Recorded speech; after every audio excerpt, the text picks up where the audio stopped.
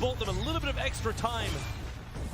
And with Samael down and no buyback, Roshan is a very, very juicy target here for CDEC.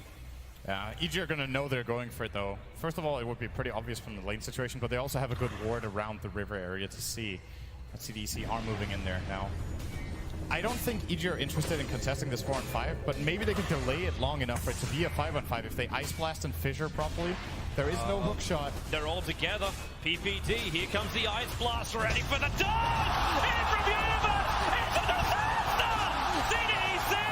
They're gonna get wiped from the face of the earth, apart from aggressive. He'll jump out, but the Wombo combo perfectly hits from Evil Geniuses. And now they will take Roshan. Samael is back, they'll get the egg into the Immortal. OG right behind Arme, gets the jump, finds the Pugner. Fissure will not find a stun. Pugner with no buyback. OG, they were really playing with fire. The Hex down the Terrorblade. Spectral Haunt looking for the frontline attack, but that's why Somnus goes into the back line. The BKB, they're into the back line. Shaker, he's bouncing around. Hawk shot, she stuns on the way through. ES is gone, no buybacks available. Have LGD done it? They're holding Anna, hold him in place. Chalice will find the damage, F5 will die for it. No, really? Anna is actually running away, but it won't stop Arme from blinking up, looking for the tier 3 tower. 2 players left alive for OG. They're the big ones, however. Thompson and Anna on the defense duty. Fortification. It's delayed as much as they possibly can. And now the jump out. Hex, the boy in the bubble. Thompson able to be protected once again. Chalice very, very low on mana. They have a love at Arme. He'll change the life with Anna. Thompson needs to be pushed away. Able to do so. FY jumps onto the illusion only, so the hookshot won't be able to connect. But Anna, he needs to retreat. There's so much damage. Anna down. Buyback is available.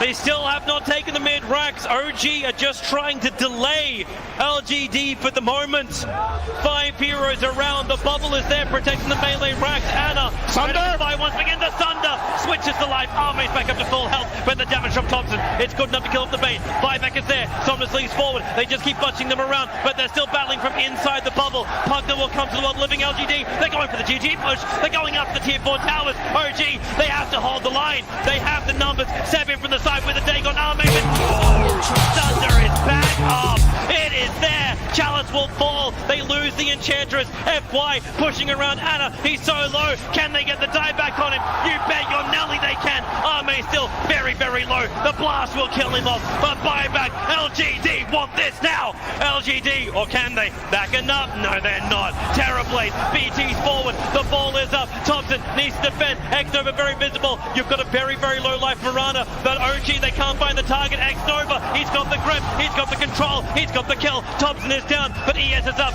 Where the Echo slam. Oh, there it is. Forward. There's your slam. There's the dunk. There's the play. Jirax, the savior of OG. 1500 gold. He actually is going to go straight into the pipe here. Opting to tank up even more. Rolling boulder from Zep misses again, but there's the invest bomb, and this time Ohio's in trouble. Roar will come out, they have the magnetize, they get off the silence as well, and Ohio will get right click down. The exorcism will go from Mushi, doing a decent amount of damage to that aggressive. The Borslow comes through, he has no infest, he has the armlet toggle, needs to be careful, the Spirit Cypher coming out, the glimpse back onto aggressive, gets him back in there. They get the Grave off in time though, the open wounds will come through, they have the kinetic shield. There's the black hole, from the long ground, on to 3, Zep as well as M1 are gonna get chewed down. 3 dead. Mushi gets a double kill. DJ, are you kidding me, from the low ground? DJ, God, the crowd, he just goes insane as he hits the black hole of his life. And Likely could just give this one up. The vision advantage with the Hawk does help. But nope, they're ready. They've actually got a smoke. They can bypass the Hawk with this, but there's no way they take this in time. Fnatic need to get out. Mushi is going to be stunned by the boulder smash. They're going to come through. Showit looking for a Ravage. Can't find it. Mushi pops the BKB early. Aggressive blinks in. Pops the Rage as well. Still has his BKB ready to go. They really want to contest this and take it down as quickly as possible. They get the refresher for Ohio. It's coming out. Double Roar is ready. Can they find a kill off of this? Maybe he's walking up with the Silver Edge. Ohio's going to get caught first. Ravage catches onto 2. Black Hole counter initiation. Static Storm on top. Aggressive is low. They get up to Static Storm. Showit pops the refresher down. not enough. Maybe he's getting chewed through by mid-1. They get up the roar. They'll lose 2. They'll lose 3. They buy back on the Tide. He's got another Ravage. They have no buyback on Maybe. What an initiation from DJ. Secures another kill, and Tongfu is going to continue to push. They're not done. Mech still hasn't even been used. There's a hook. Howell brought all the way back to the base. Cleaned up by the Fountain. And waddles his way back to the front lines. Well, like I said, it does waste time, but they kind of need it. I mean, they need to be able to just eliminate somebody from the fight, very similar to what Mu can do for Tongfu. So if he had been a little bit farther up, he would have been able to throw the hook, but the thing is there was a range creep in the way. There it is, yep.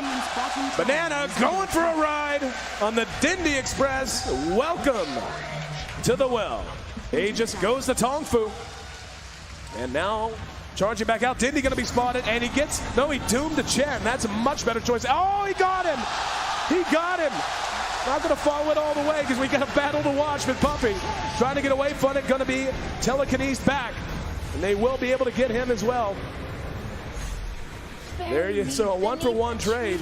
And wow, Hal is still alive down there. Engagement breakout as Kuro. Oh, there we go. The hook. Got him. Zhan Xing taking the long ride to Shanghai. Welcome home. Na'Vi is down. Can you say mega creeps? Na'Vi, he got him. One more. This is what you call one for the road. Man, I can't. The game for IG. Who leads the way? I believe it should be Zoe. They're gonna cut for the shorter path. They storm up the river. Patience from Zoe. Waiting in the wings. Na'Vi's about to be caught. Oh, there's the sleep. The surge. He catches everyone. Oh, this could be a total disaster. Vacuum in. Ravage on everyone. The black hole as well. Light of heaven turns it around. Ravage as well. Stolen by Dendy. Are you kidding me? They turn it around. 4 heroes dead. 5 heroes dead. Chuan trying to survive. Chuan's gonna go down. Puppy talked about the Naga counter. It's Light of Heaven with his BKB. They turn it around. I don't even know how they're gonna do it. Standing ovation from the crowd. The last tower will be going down. Start the fight with that global and just try to blow up and get on top of that Zeus right away. Get into that backline. I mean, the Rubik and the Zeus are really starting to be quite an issue for them. Chalice is in with the opener, straight in with the lasso. The tower will fall, but they'll drag back the Amber Spirit into the torrent, cut him down with the Tidebringer. He's dead once, but on the side, they find Arme. Arme's dead for 60. Still alive at the moment, and all the use! The dodge! Anna up into the end, dodging the Echo Slam. Somnus, he's trapped here in the Sprout. OG, they'll slowly punch down the Kunkka. The stolen Finch and Jerax sets up onto FY. OG! So this PL will continue just to BT split push this game out, get more and more money. And that, for me, is still the biggest problem for Evil Geniuses. Where do you go with this? Fear needs to have that damage-dealing item. But in order to do so, he's got to drop either his TP scroll or sell the Ring of Aquila. And Samel, blink, Dragon Tail stun. Garda's going to be here with the hookshot as well. Laguna bites Samel. The Cogs burn bought them a little bit of extra time. And with Samel down and no buyback, Roshan is a very, very juicy target here for CDEC. Yeah, EG are going to know they're going for it, though. First of all, it would be pretty obvious from the lane situation, but they also have a good ward around the river area to see that CDEC are moving in there now. I don't think EG are interested in contesting this 4-on-5, but maybe they can delay it long enough for it to be a 5-on-5 if they Ice Blast and Fissure properly. There is no hook shot. They're all together. PPD, here comes the Ice Blast, ready for the dodge! In from Universe! It's a disaster! CDEC! They're gonna get wiped from the face of the earth, apart from aggressive. He'll jump out, but the Wombo combo perfectly hits from Evil Geniuses. And now they will take Roshan. Samel is back, they'll get the egg into the Immortal. OG right behind Arme. Gets the jump, finds the Pugner. Vision will not find a stun. Pugner with no buyback. OG, they were really playing with fire. The Hex down the Terrorblade. Spectral Haunt looking for the frontline attack, but that's why Somnus goes into the backline. The BKB, they're into the backline. Shaker, he's bouncing around. Hawkshot, she stuns on the way through. Is gone. No buybacks available. Have LGD done it? They're holding Anna. Hold him in place. Chalice will find the damage and F5 will die for it. No, really? Anna is actually running away, but it won't stop Arme from blinking up, looking for the tier 3 tower. 2 players left alive for OG. They're the big ones, however. Thompson and Anna on the defense duty. Fortification. It's delayed as much as they possibly can. And now the jump out. Hex, the boy in the bubble. Thompson able to be protected once again. Chalice very, very low on mana. They have a lot, but Arme, he'll change the life with Anna. Thompson needs to be pushed away. Able to do so. FY jumps onto the illusion only, so the hookshot won't be able to connect. But Anna, he needs to retreat. There's so much damage. Anna down. Buyback is available. They still have not taken the mid racks. OG are just trying to delay LGD for the moment. 5 heroes around. The bubble is there protecting the melee racks. Anna, Sunder by once again. The Sunder switches the life. Arme's back up to full health, but the damage from Thompson, it's good enough to kill off the bait. Buyback is there. Somnus leads forward. They just keep bunching them around, but they're still battling from inside the bubble. Pugner will come to the world living LGD. They're going for the GG push. They're going up the tier 4 towers. OG, they have to hold the line. They have the numbers. Seven from the side with a take on Arme, but no! Sunder is back up. It is there. Chalice will fall. They lose the Enchantress. FY pushing around Anna. He's so low. Can they get the dieback on him? You bet your Nelly they can. Arme still very, very low. The blast will kill him off. But buyback. LGD want this now. LGD, or can they? Backing up? No, they're not. Terrorblade. BT's forward. The ball is up. Thompson needs to defend. X-Nova very visible. You've got a very, very low life Marana. But OG, they can't find the target. X-Nova, he's got the grip. He's got the control. He's got the kill. Thompson is down, but ES is up. Where the Echo slam. Oh, there it is. Forward. There's your slam. There's the dunk. There's the play. Jirax, the savior of OG. 1500 gold. He actually is going to go straight into the pipe here. Look, opting to tank up even more. Rolling boulder from Zep misses again, but there's the invest bomb, and this time Ohio's in trouble. Roar will come out, they have the magnetize, they get off the silence as well, and Ohio will get right click down. The exorcism will go from Mushi, doing a decent amount of damage to that aggressive. The Borslow comes through, he has no infest, he has the armlet toggle, needs to be careful, the Spirit Cypher coming out, the glimpse back onto aggressive, gets him back in there. They get the Grave off in time though, the open wounds will come through, they have the kinetic shield. There's the black hole, from the low ground, on to 3, Zep as well as M1 are gonna get chewed down. 3 dead. Mushi gets a double kill. DJ, are you kidding me? From the low ground. DJ, God, the crowd, he just goes insane as he hits the black hole of his life. And likely could just give this one up. The vision advantage with the Hawk does help. But nope, they're ready. They've actually got a smoke. They can bypass the Hawk with this, but there's no way they take this in time. Fnatic need to get out. Mushi is going to be stunned by the boulder smash. They're going to come through. Showit looking for a Ravage. Can't find it. Mushi pops the BKB early. Aggressive blinks in. Pops the Rage as well. Still has his BKB ready to go. They really want to contest this and take it down as quickly as possible. They get the refresher for Ohio. It's coming out. Double Roar is ready.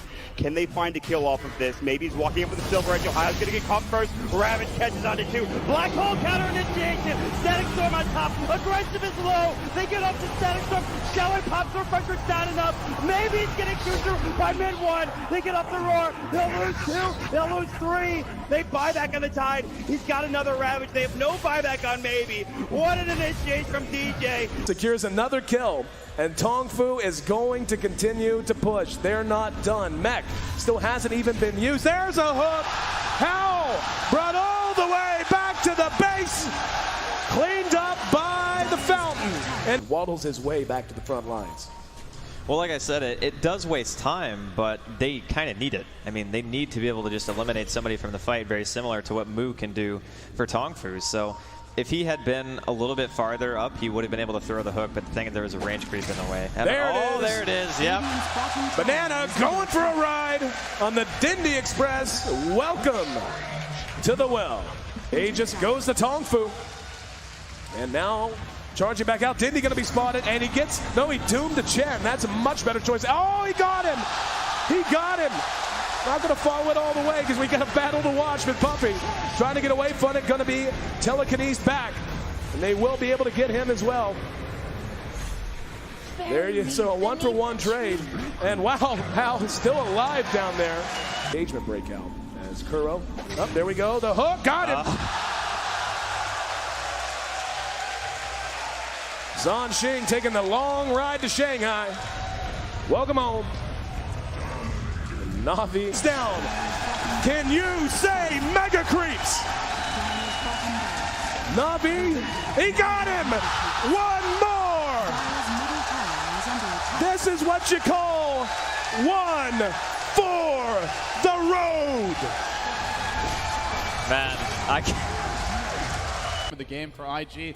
Who leads the way? I believe it should be Zoe. They're gonna cut for the shorter path. They storm up the river. Patience from Zoe. Waiting in the wings. Navi's about to be caught. Oh, there's the sleep. The surge. He catches everyone. Oh, this could be a total disaster. Vacuum in. Ravage on everyone. The black hole as well. Light of heaven turns it around. Ravage as well. Stolen by Dendy. Are you kidding me?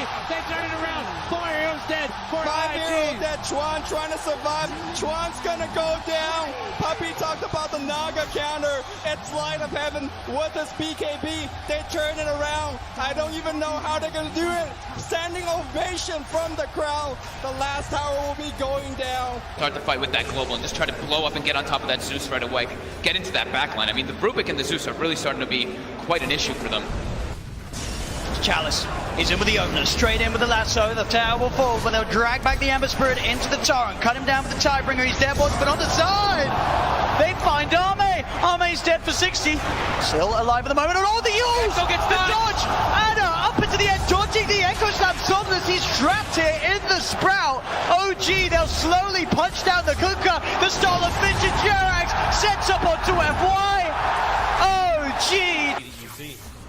So this PL will continue just to BT split push this game out, get more and more money. And that, for me, is still the biggest problem for Evil Geniuses. Where do you go with this? Fear needs to have that damage-dealing item.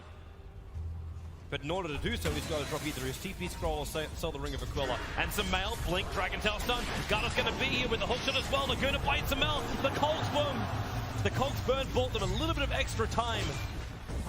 And with Samel down and no buyback, Roshan is a very, very juicy target here for CDEC. EG are going to know they're going for it, though. First of all, it would be pretty obvious from the lane situation, but they also have a good ward around the river area to see that CDEC are moving in there now. I don't think EG are interested in contesting this 4-on-5, but maybe they can delay it long enough for it to be a 5-on-5 if they Ice Blast and Fissure properly. There is no hook shot. They're all together. PPD, here comes the Ice Blast, ready for the dog! In from Universe! It's a disaster! CDEC! They're gonna get wiped from the face of the earth, apart from aggressive. He'll jump out, but the Wombo combo perfectly hits from Evil Geniuses. And now they will take Roshan. Samel is back, they'll get the egg into the Immortal. OG right behind Arme. Gets a jump, finds the Pugner. Vision will not find a stun. Pugner with no buyback. OG, they were really playing with fire. The Hex down the Terrorblade. Spectral Haunt looking for the frontline attack, but that's why Somnus goes into the backline. The BKB, they're into the backline. Shaker, he's bouncing around. Hawk shot, she stuns on the way through. Is gone. No buybacks available. Have LGD done it? They're holding Anna. Hold him in place. Chalice will find the damage. F5 will die for it. No, really? Anna is actually running away, but it won't stop Arme from blinking up, looking for the tier 3 tower.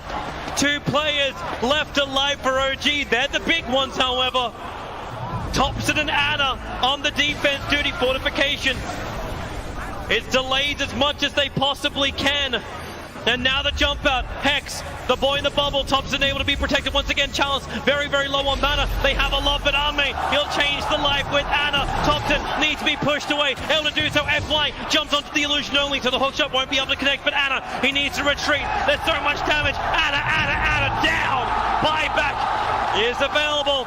They still have not taken the mid racks. OG are just trying to delay LGD for the moment. 5 heroes around. The bubble is there protecting the melee racks. Anna, Sunder by once again. The Sunder switches the life. Arme's back up to full health, but the damage from Thompson, it's good enough to kill off the bait. Buyback is there. Somnus leads forward. They just keep bunching them around, but they're still battling from inside the bubble. Pugner will come to the world living LGD. They're going for the GG push. They're going up the tier 4 towers. OG, they have to hold the line. They have the numbers. Seven from the side with a take on Arme, but no! Sunder is back up. It is there. Chalice will fall. They lose the Enchantress. FY pushing around Anna. He's so low. Can they get the die back on him? You bet your Nelly they can. Arme still very very, very low. The blast will kill him off, but buyback. LGD want this now. LGD, or can they? Backing up? No, they're not. Terrorblade, BT's forward. The ball is up. Thompson needs to defend. X-Nova very visible. You've got a very, very low life Marana, but OG, they can't find the target. X-Nova, he's got the grip, he's got the control, he's got the kill. Thompson is down, but ES is up. Where the Echo slam. Oh, there he is. Forward. There's your slam. There's the dunk. There's the play. Jirax, the savior of OG. 1,500 gold. He actually is going to go straight into the pipe here, opting to tank up even more. Rolling boulder from Zep misses again, but there's the best bomb, and this time Ohio's in trouble. Roar will come out, they have the magnetize, they get off the silence as well, and Ohio will get right-click down. The exorcism will go from Mushi, doing a decent amount of damage to end. Aggressive. The Borslow comes through, he has no infest, he has the armless toggle, needs to be careful, the Spirit Siphon coming out, the glimpse back onto aggressive, gets him back in there. They get the Grave off in time though, the open wounds will come through, they have the kinetic shield. There's the black hole, from the long range, on to 3, Zep as well as NM1 are gonna get chewed down.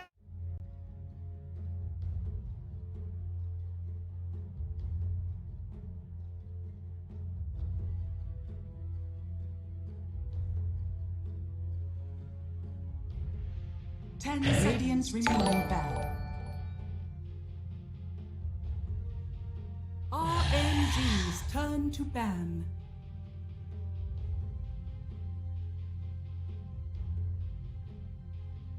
Radiant team ban. All right, ladies and gentlemen, welcome back. We are here for another day of DPL-CDA Season 2. It is MLP, Dota and John X. Hi, John. Welcome back, sir. Another night for us here. How you feeling?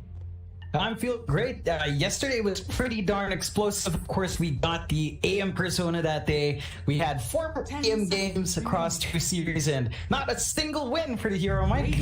Funny enough, that was RNG picking up the AM twice there. So we'll see whether or not that's something they consider going up against Team Sirius. Of course, this matchup specifically, it's not a matchup that happens a lot, RNG and Sirius, and throughout all the times they have met, though, and the rare times they have, it has been heavily RNG favored. In fact, they haven't dropped a game to Sirius, so we'll see whether or not that changes today. A bit of a shakeup for RNG's opening. They do get the Phoenix clock, so they've got that combination up for them. They've got the sustain, they've got the team fight the Phoenix can bring. Team Sirius, they do take that treant themselves. They've got their own way of having sustain and team fight, and they kind of do disjoint that Phoenix treant combo we've seen a lot of, so let's see what else there is for Sirius to build up here. Yeah, should be interesting. Of course, the Marana is still available. I keep bringing this hero up, but they're going to go for the Snapfire instead for the side of Sirius, which is very different. Of course, it counters out the Phoenix. It's the obvious thing that the Snapfire is going to be doing here. It does combo quite nicely with the overgrowth of the Tree Protector. So there is that. Apart from that, however, Snapfire, it's one of the supports where it's kind of good, but it kind of isn't. It tends to do okay in lane with Scatterblast, and Cookie is pretty good, but overall, past that point, you start questioning the effectiveness of the Snapfire, even against the Phoenix, right? Look, we've seen this so many times where you want to go in for that little shredder, just burst that one Phoenix egg down, but if you do that, you kind of sacrifice using your ultimate. You just never get it off, because you've got to rush and kill the egg. But it's one of those weird trade-ups where it's like you can kill the egg, but then you're probably going to die, and you're probably not going to be able to use your ulti to turn the team. So I don't know about this team, John. Yeah, it's iffy as well, not just outside the context of the egg, but even just channeling that ulti. You've got the clock, and we've seen that in response to the snap multiple times. Just it's fairly easy to kind of figure out where the snap is firing from. Hookshot is such a long range spell that you should be able to break that off, even if Sirius does get that ideal situation. So there's a lot of factors here at play for Sirius to get their combo off. They've got to be pretty on point with that positioning, and that just gives a lot of variables for Sirius to have to consider. You know, it's less straightforward than what RNG wants, and I do like the ban out Bo3. Funny enough, Mike, RNG is banning out the aim themselves, so they don't want to try running it, and they don't want to give it to Sirius. No persona for this game. thankfully. I was getting kind of sick AMs all game, and oh, Sirius, they're just going to go straight into the TB now. No Mirana ban. I think RNG could happily just take the Mirana right now for themselves. Run the offlane Clockwork with Flywind, or even the offlane Phoenix. He does enjoy running blue, and just have the position for Mirana.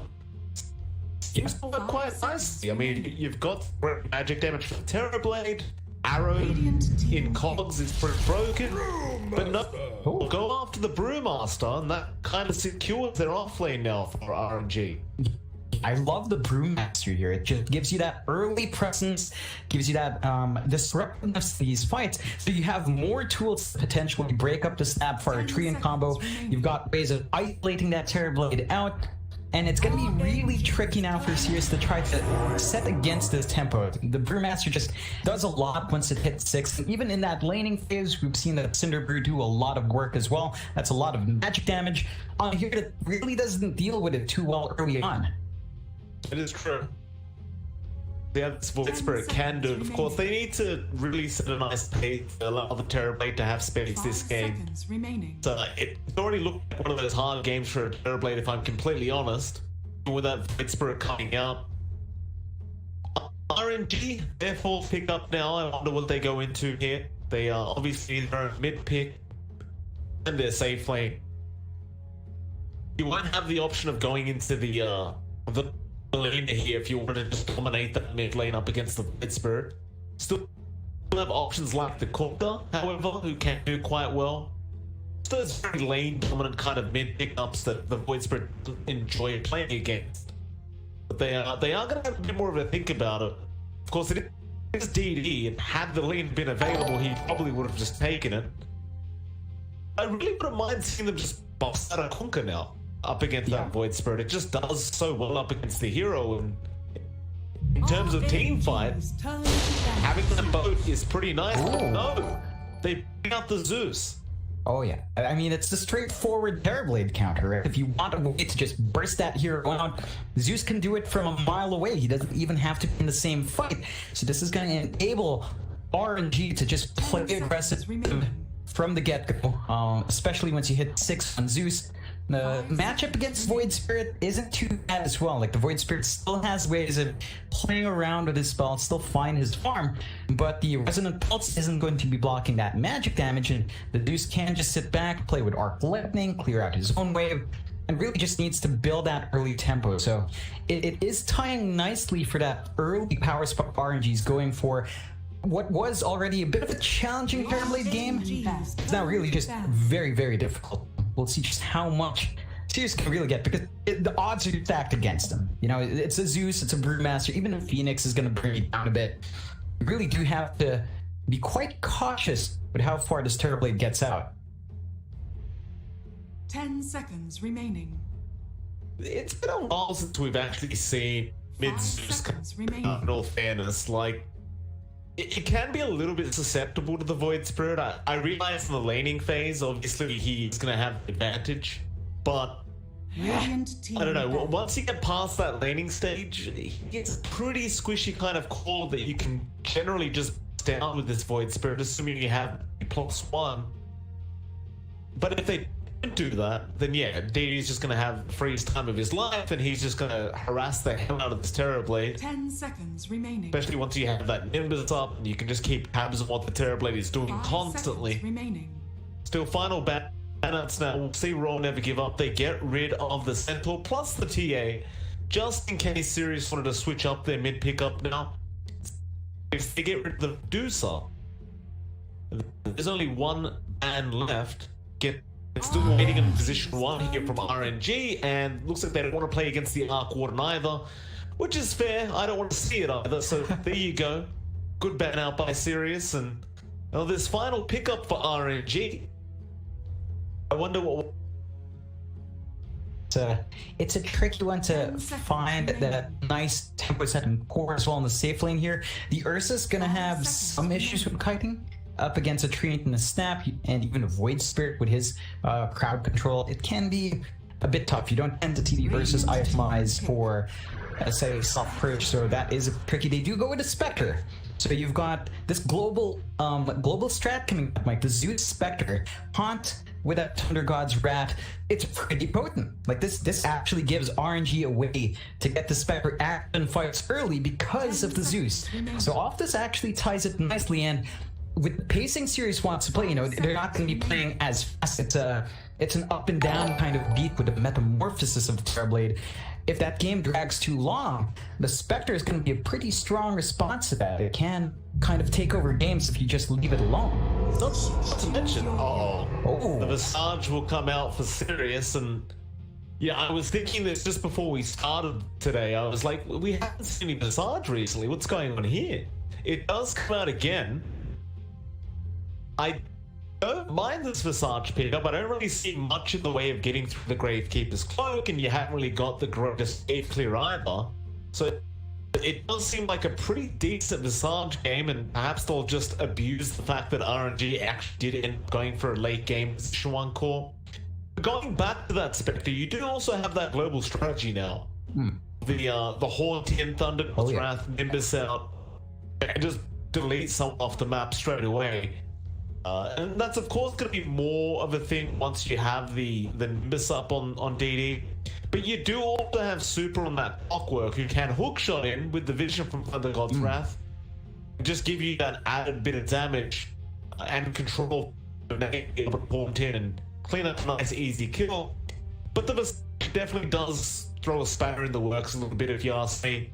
Assuming Dolan has a good enough lane, it could be a very, very hard game for RNG to deal with that Visage, because I really don't see how you are going to get the units taken out. Like, those familiars and the dominated creep and whatever else Dolan goes for, they should be relatively safe.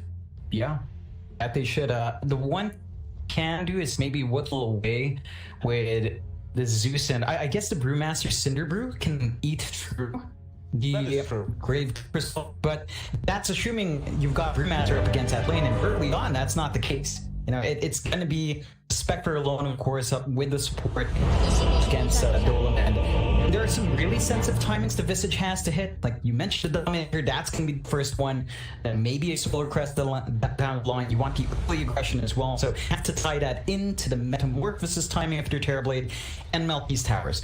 Sirius, though, they do have a lot better push, and they do have really great D-push themselves with the Treants. So if they actually dictate that pace, kind of force RNG to just stay stuck on one side of the map and strip that map control away, it can be tricky for Spectre to try and farm. I mean, it's already a rather challenging hero to itemize as well, though. You look at Bo3, right? He's queuing up something we've been theory crafting for a few weeks now. He's going for the Meteor Hammer on that spec, and well, it's actually going to make its appearance at last, for us at least, in this series. I've been seeing this in some pubs recently. I mean, just pubs at all. DD mid lane, actually pretty exciting. Oh boy. They're just going to use Tech CJ to tank the T1 tower here. He might eventually find this. No, he'll get the salve off. And that's one way to start. Not something I was quite expecting here, but DD getting caught off guard will be the first one here for the side of Sirius. That's a pretty big loss for Zeus. Just starting off with a little bit less to play with. Doesn't even have shared tangos on DD, so... Oh no, there it is. Okay, so... It would have been a tricky lane without sustain, but Sirius, they set themselves up nicely. With that one kill, of course, you're giving a lot to Dolan. Oh man, this mid lane. Visage up against Zeus, that's not a good time for the Zeus. Like, it takes so many levels for DD to manage that lane. As long as Dolan hit the level 3 at a pretty good timer, he should be able to take control and ramp up to 6 in a nice pace. Well, that was the really unfortunate part for DD, is he ended up dying, but giving the first blood gold to Dolan, who now is that much closer to picking up that Helm of the Iron Will, and that much closer to picking up that Helm of the Dominator. And DD, he's not really going to be left behind in any sense, just the bonus ball going to this Visage to start this game off is definitely going to hurt the side of RNG. It's really the dream for the Visage to start off with that bonus goal before the this top lane they're going as well. Suited trying to apply a lot of pressure here onto old Chicken, and then I'm getting a fair bit of damage in. See the snap trying to share it, but old Chicken, he's just dead. Can't survive it, and now the actual dagger, they'll go for another. The Snapfire can't get out here quite yet. She doesn't have, and Monet gets a double kill on the Spectre.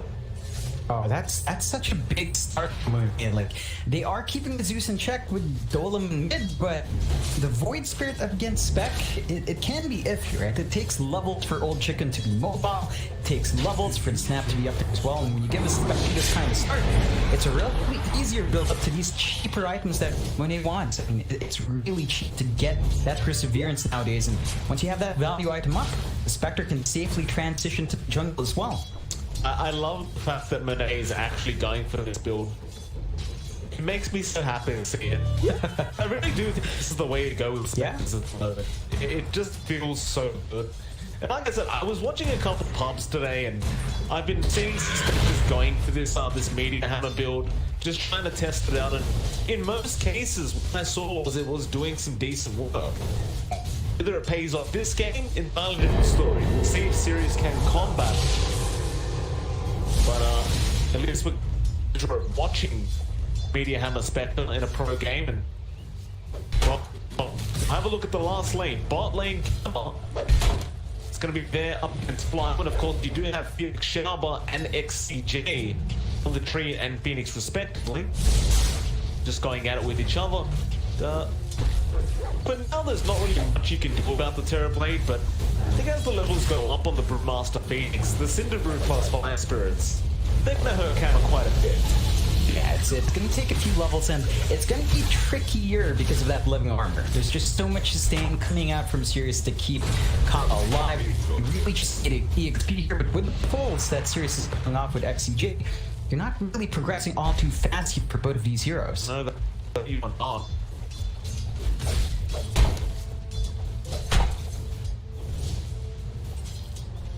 Back to that mid lane, DE actually having a really nice time in terms of CS, falling behind on that side.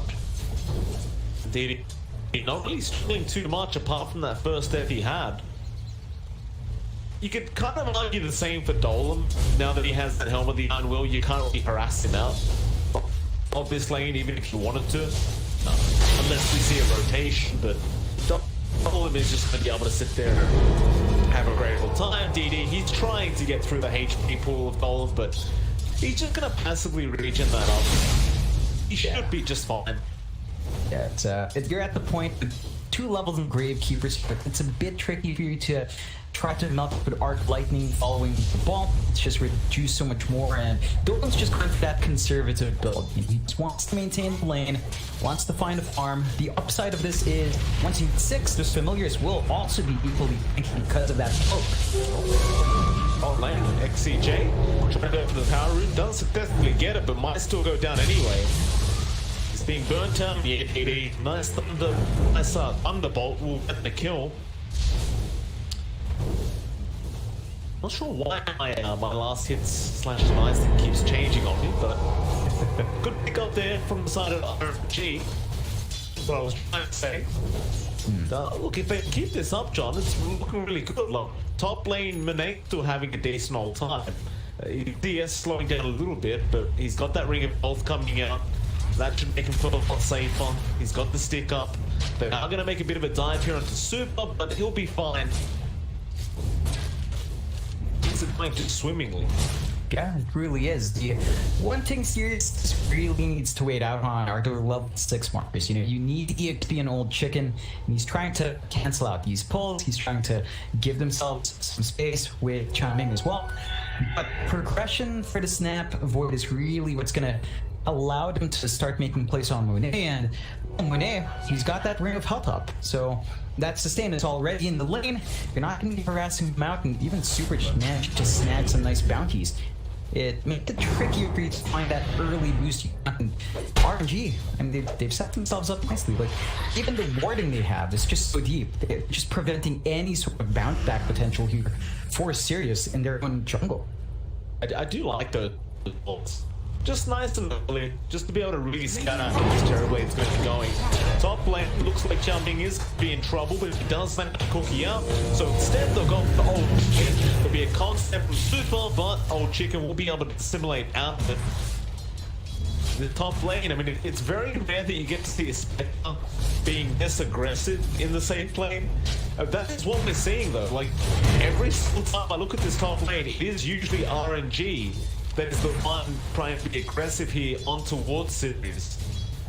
Even now, like, you saw a bit of harassment coming up from Benny, but with that ring of health, he just stands there and just tanks. It goes back onto Old Chicken with the creep wave coming forward. He just doesn't care. He'll just go. This is a scary time for Sirius to try to fight back. They also got the 6 on DD, so you've got the Spectre Haunt and the Thunder God's Rat actually up and running. And if Monet wanted, if he sees anyone low on the map, RNG can start playing with that global strat. Such an old school strategy as well. This used to be running Dota 1, Zeus combo. It was a real thing too. It was quite devastating to play against. Especially if you were up against good players, which is why I couldn't have used it. The Snapfire, Cookie, gonna bring him back up to the high ground. Super is gonna be there, looking around that living armor. Oh, he did not want that. He wanted to knock himself. Oh man. Oh, that's CJ. You make mistakes sometimes, you know. You have the urge to keep people alive, but sometimes you have to let them go, Mike. Yeah. I mean, that's the thing, right? Like, the Koreans just like looking at the map, but oh, this guy's health bar's low. I better living armor before he rages at me. Unfortunately, the Snapfire will be trying to get its eye off my neutrals. That damage block kind of screwed him over a little bit. Of course, XCJ. We have to keep a bit of an eye on the situation next time they'll throw that out. Top lane, Chicken's going to be in trouble again. Just before that level 6 mark, Super's going to go in. He has the cogs up, so Kian is going to be there to try and help out, and a nice cookie should stop things from happening. Old Chicken. Quick little Aether on the end of that. Not latch on to Super. Holding his void for about quite nicely. He's still level 5, just about to hit level 6, but every second you're missing out on XP, not getting that level 6 is really devastating for the Void Spirit. It really is, and I mean, they're trying to maintain that lane, but Monet's progression is excellent. He's about to hit that the meter hammer. He's just lacking like what, 3 gold. It should be flying out soon. So he's been clearing out those camps by himself. He's going to sustain himself in the lane. Should free up Super to either take over a lane or start rotating out. And once you've got this clock ready to go to force the aggression and control, Sirius is going to have to find a way to respond. Now, Sirius does have some things lined up as well. Dolan's lane has gone really well. Of course, is the Visage. He's got his Dominator. He's got his Creep around. So there's some potency here to do some damage, especially with that Alpha Bolt. It just kind of amps up everyone's damage and can be tricked in. They're diving him though. Hot's gonna catch up to him. That's a lot of damage coming out of Xianming. He cookies himself out of there. Super now falling very, very low. XC men rotating him. They do get one. Now flying with the Sinfru and the Primal Split. Gonna turn around. Felix, he's been diving. Old Chicken, he'll go down. Now the tree and XCJ will lose his life as Flywood trying to control everyone up just by himself. He'll keep going on towards that Visage, but that Rain Keeper's Cloak gonna make it too hard to get through the HP, and now they'll turn around. Got that Brewmaster. The Flywood just can't get himself out. A bit of blunder there from RNG. They were only able to get the tree protector, and they lost 3 in the process. It's pretty reckless of them diving a Visage like that. There was there's an old meme from way back when. You never dive with Visage, even when it's early on. You know, it's such a hard gear to pierce through. Another thing, DD didn't have mana. Like, he didn't even cast his Thunder God's Wrath. We haven't seen that used once. And without that burst, just not finding these early kills. That's something RNG has to be a bit more disciplined, but although Hamza, he gets out in time. Yeah, I mean, still look. Yeah, they haven't got level 6 on the clock yet. No, Monet was trying to land the meteor hammer. Just trying. It's really just trying to aim down that TV, but it doesn't work. Yeah, still forcing Thomas to just run around. He does have his drums on the Terrorblade, so that does allow a bit more mobility. perhaps some earlier fight potential when you have Metamorphosis up, although focus is on farm and Flywin. Yeah, mid-lane, meantime, again, Aether are going to lock him in with the quick follow-up, and Flywin just has no one out. A quick bounty claimed. And with that, they can really start to apply some pressure on this T1 mid-tower. So, no way of stopping this, I don't believe, from RNG. That might actually be the T1 going down. They cliff it up. Double-Elimination, do you want to play this safely? Do you want to just keep going? Well, Felix, the Fire Spirit's going to delete things for sure. That's one of the beauties of the Phoenix. If you can land them on the familiars, the attack speed slow will count. And it does actually prove to be enough.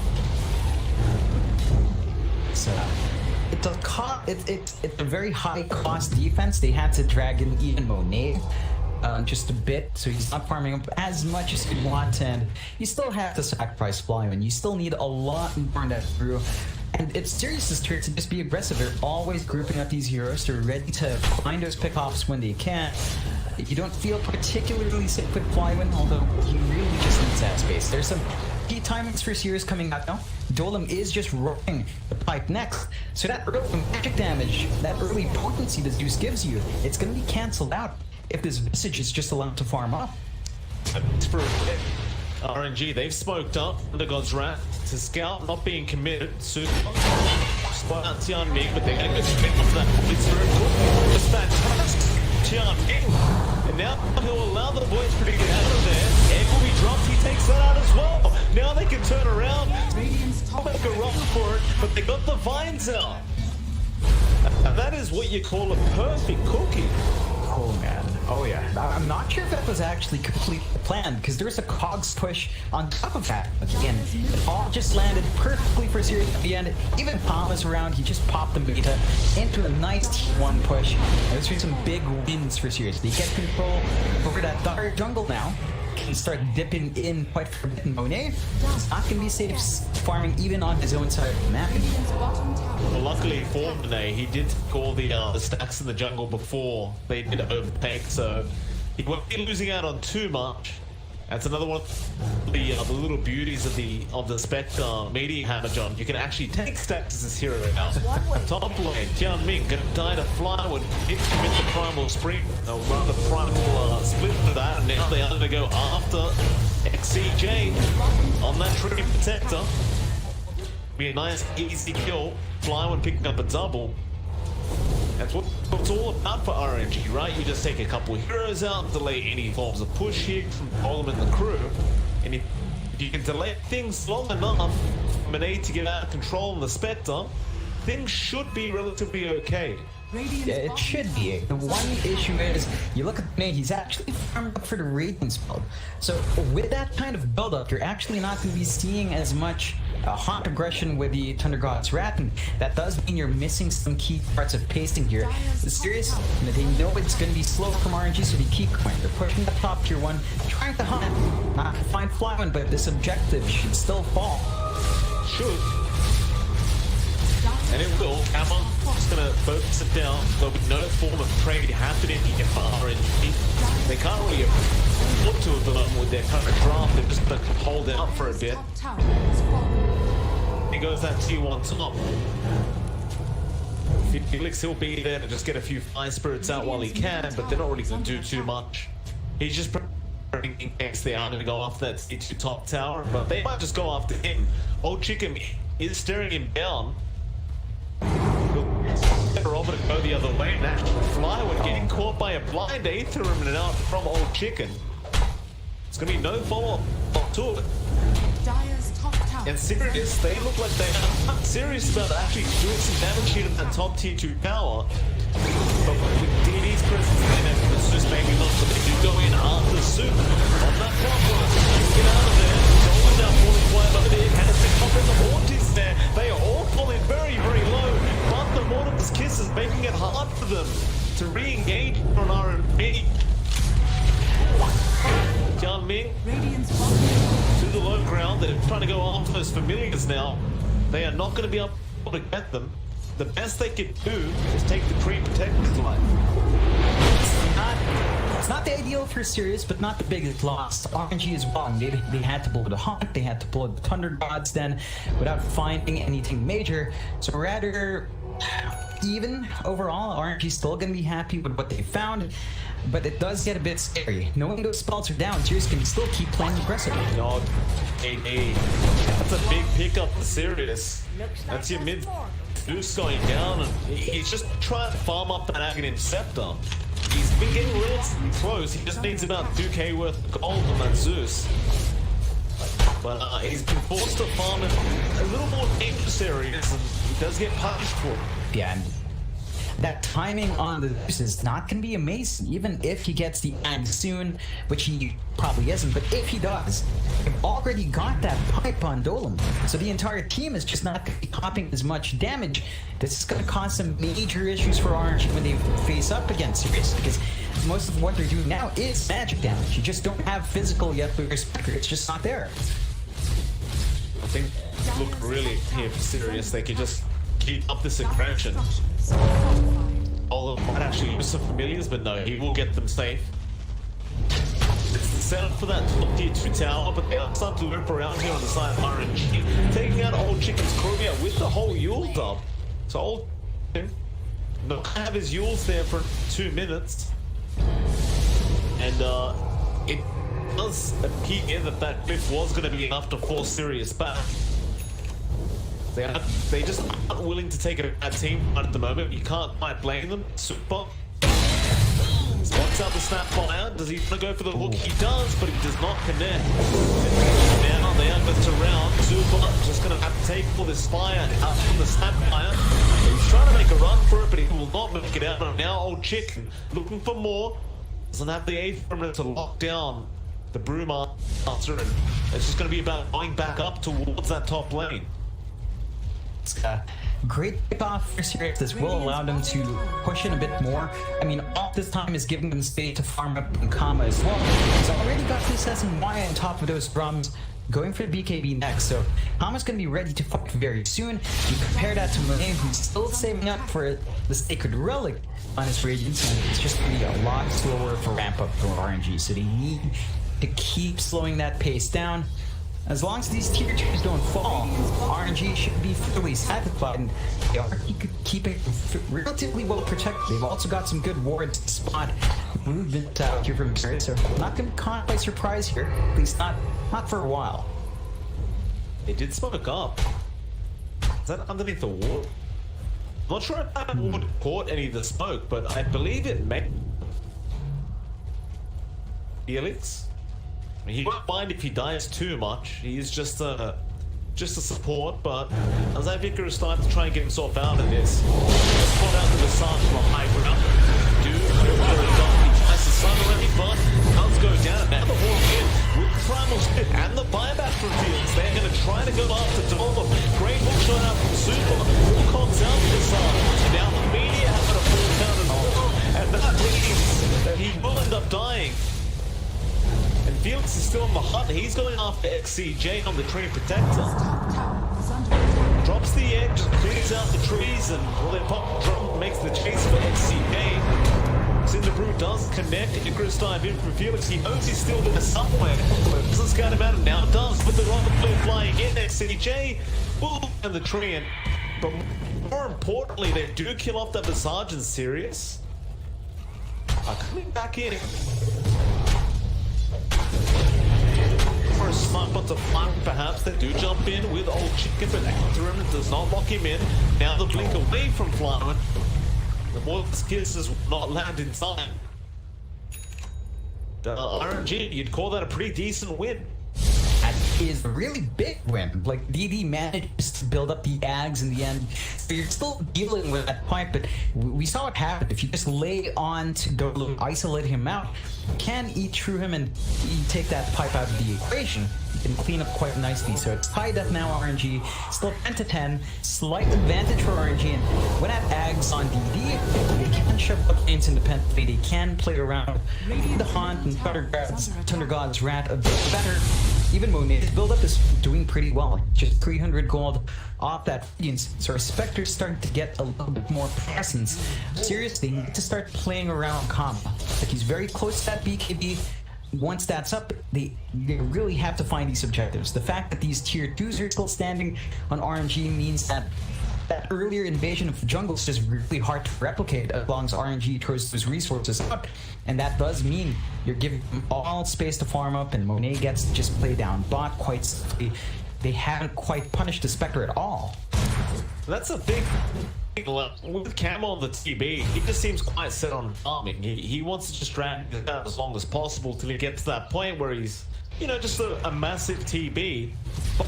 But when you're up against the Spectre and you went for this push style lineup with the Visage, you start to question the point of trying to race Spectre in farming, especially now that Monet does not only have the Mediator but the Radiance up.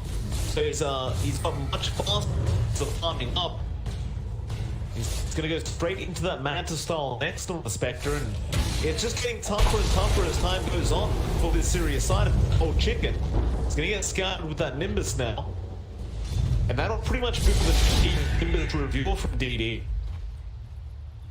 That's going to be a real headache for the side of Sirius, because DD's just going to be able to spam out the Thunder God's Wrath, spam out the Nimbus, get continuous vision on where the side of Sirius are. It just seems like this draft is going to fall flat if they don't do something about it. Definitely will. They need to find their pacing back. They need to dictate the pace of the game. I mean, I get they're getting good item build-ups. Dope is very close to his Ags on that Visage. You know, you're getting that great farm. On Pomp, it's just you're forcing late game against, and that's always a scary proposition. No matter how well you were doing early, it's still a question for the Spectre down late, you know, and they just need to get the push. It's even this tier 1 bot should be a nice tower to take. Do not give that opportunity to go too far out, although you do smoke up. Yeah, they've got the DD route and they've got a new BKB hammer. So look, they want to try and make a play with those little perks that TB has. They're going to count them the name. You'll see it's going to be cheap TBs, but are they going to be fast enough? Probably not, but they does fall so darn quick. Nobody really survives a DD Terror play. He is hitting almost 600 damage from him. He did pop his BKB line, so that was a 10-second charge being spent. But they get the Spectre kill, they'll get the tier 1 tower, and that'll be enough for Sirius. They will back off. That's a surprising choice. They still had a bit more time in the DD. They forced out push, but I guess without the BK charge, they just don't feel safe with Thomas. So they find a nice tower. It's still some progress on the map, but RNG are still gonna be fine. Like, they still maintain their tier 2s. You can see the lines being drawn with Chan Ming. He really does want these objectives. Khan, they're just trying to find that window. They've given time here for Felix to finish up his Shivas. So that's a major factor now in these fights, and with that item spike here in RNG, it's their turn to smoke up. Yeah. The Shiv is going to make it that much harder to fight into the side of RNG. You know the meta is enough. Oh, you just go for the team fight, and they are going to split out Gamma. That is holding him down. Soon going to jump in. Great hook shot out of the Cogs. He's going to be using Thunder as well. He's just trying to survive through all this damage. He will. Now Dolan's been left behind. Thunder are going to be there, but through the Gravekeeper's clock, he is falling low. On the end, still trying to make a run for him. They do at least get super, but they don't want to lose the Visage like this. Still remaining alive, however, now Hammer comes back. It's so much damage from the day. He's about to fall, and he does. He's going to be left behind, and he will be the fourth human. It just could not get through the Visage. Dolan would not die him. Even without the Metamorphosis, they just get a huge team fight for the side of Sirius. Oh man, that opens up the Roach as well. It's such a fast Roach, even without the mate, because Dolan's got the Axe. So he has that extra familiar. They just hit a ton faster and can clear out these objectives so darn quick. One big thing RNG did, they outselected Kama, but they also kind of split up their fight. They didn't have enough follow-up for Dolan. And the last time they killed Dolan, that was literally everything thrown out. They just didn't have the tools there, and with that, Sirius, they're suddenly feeling great. 2k advantage on their side.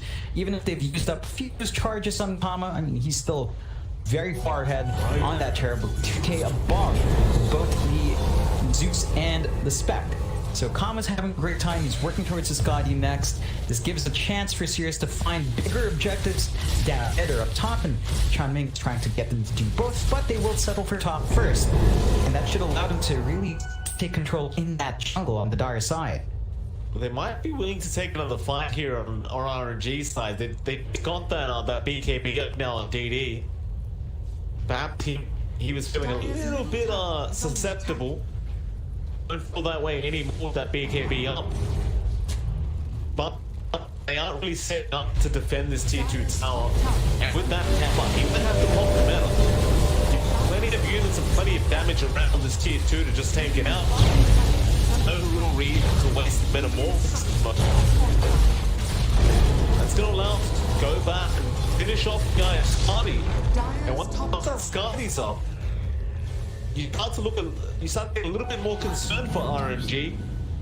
Heroes like the Spectre can't really get in or out near the Terrorblade. Like, maybe you could have him, but if you do want to kind of back off, and it does become a lot harder with the slow on the start. And now, well, they're going to jump in mid. Hookshot is going to be an old chicken with the cogs pushed back, but it's the point spirit. He's an escape specialist. He will just get himself out. And that's pretty big spells to throw out, like Hookshot and the Nimbo does give a slight opening to Sirius if they wanted to take advantage of it again. They still maintain that lead, they're still feeling fine, and they're waiting for Kama to be ready to go. So they're just chipping away on the map, forcing RNG to not farm, just constantly seek openings that just aren't there. And this does slow down progression. You've got the BKB now on Dolan, and if they were having troubles with this usage before with that BKB, don't really have anything to tear through them. So it's going to be even harder to get that control out. Oh, they found on another. It's going to be this Brewmaster fly when he pops his own BKB. Trying to get out there, still surviving. Gets the overgrowth and the primal split, but now you lose Felix on the Phoenix. And that'll be a split dom. They do at least kill off Tian. It looks like they try and make a play onto Nolan.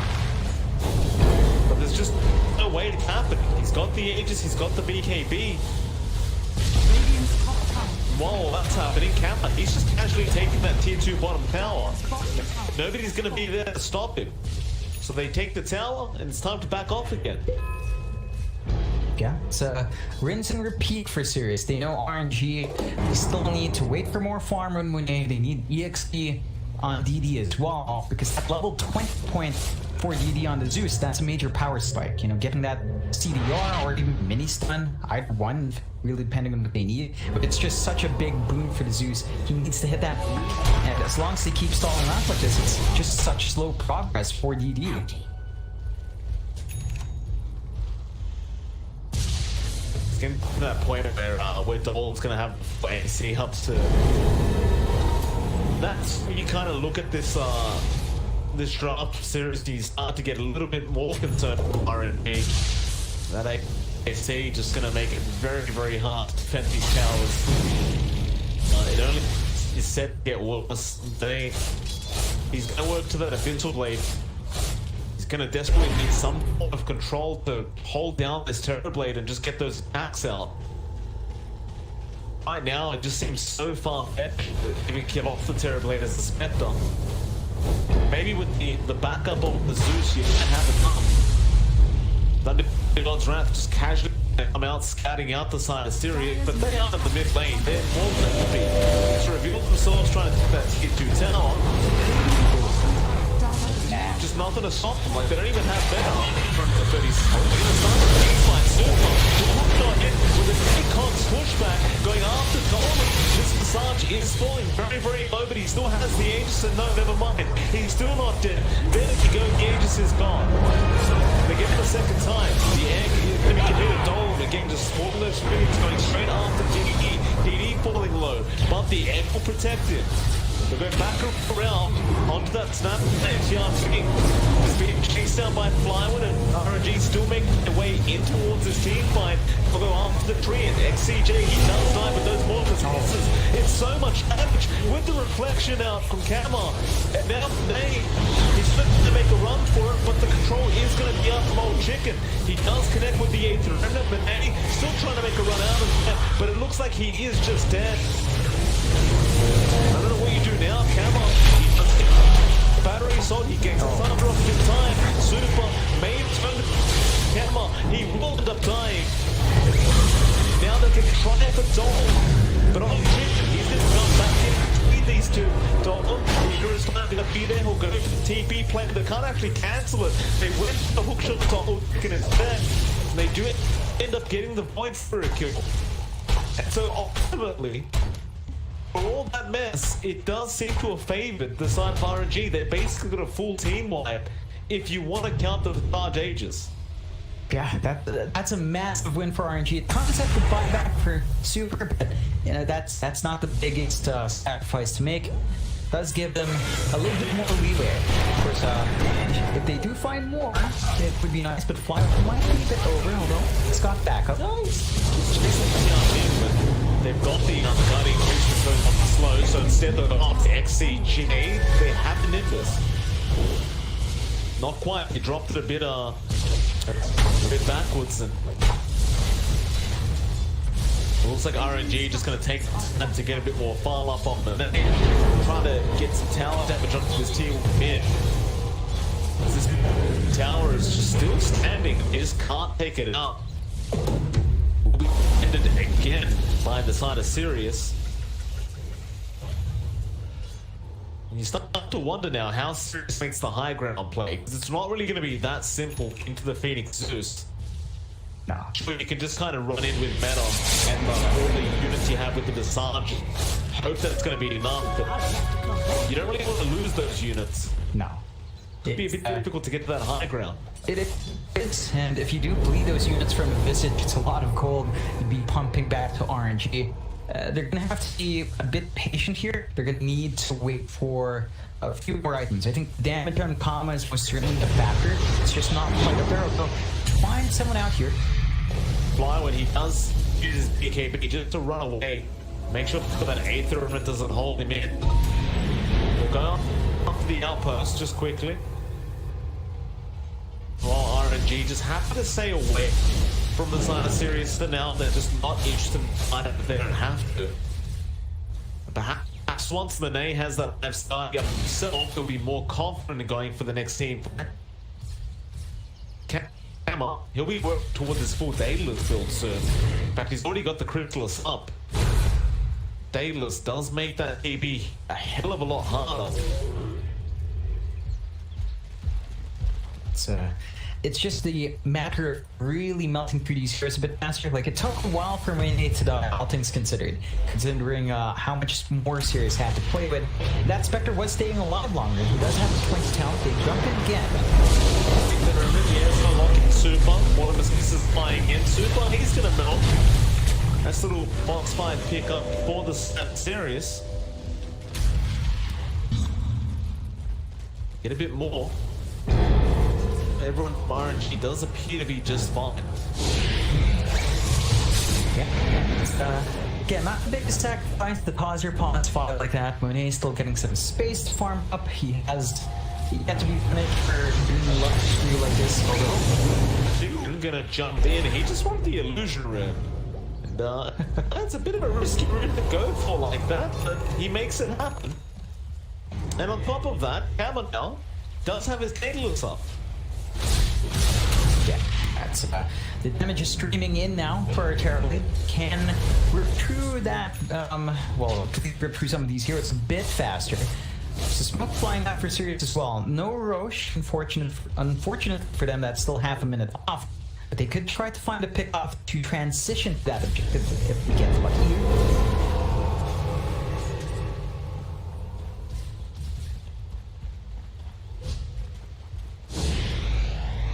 He's gonna find Old Chicken.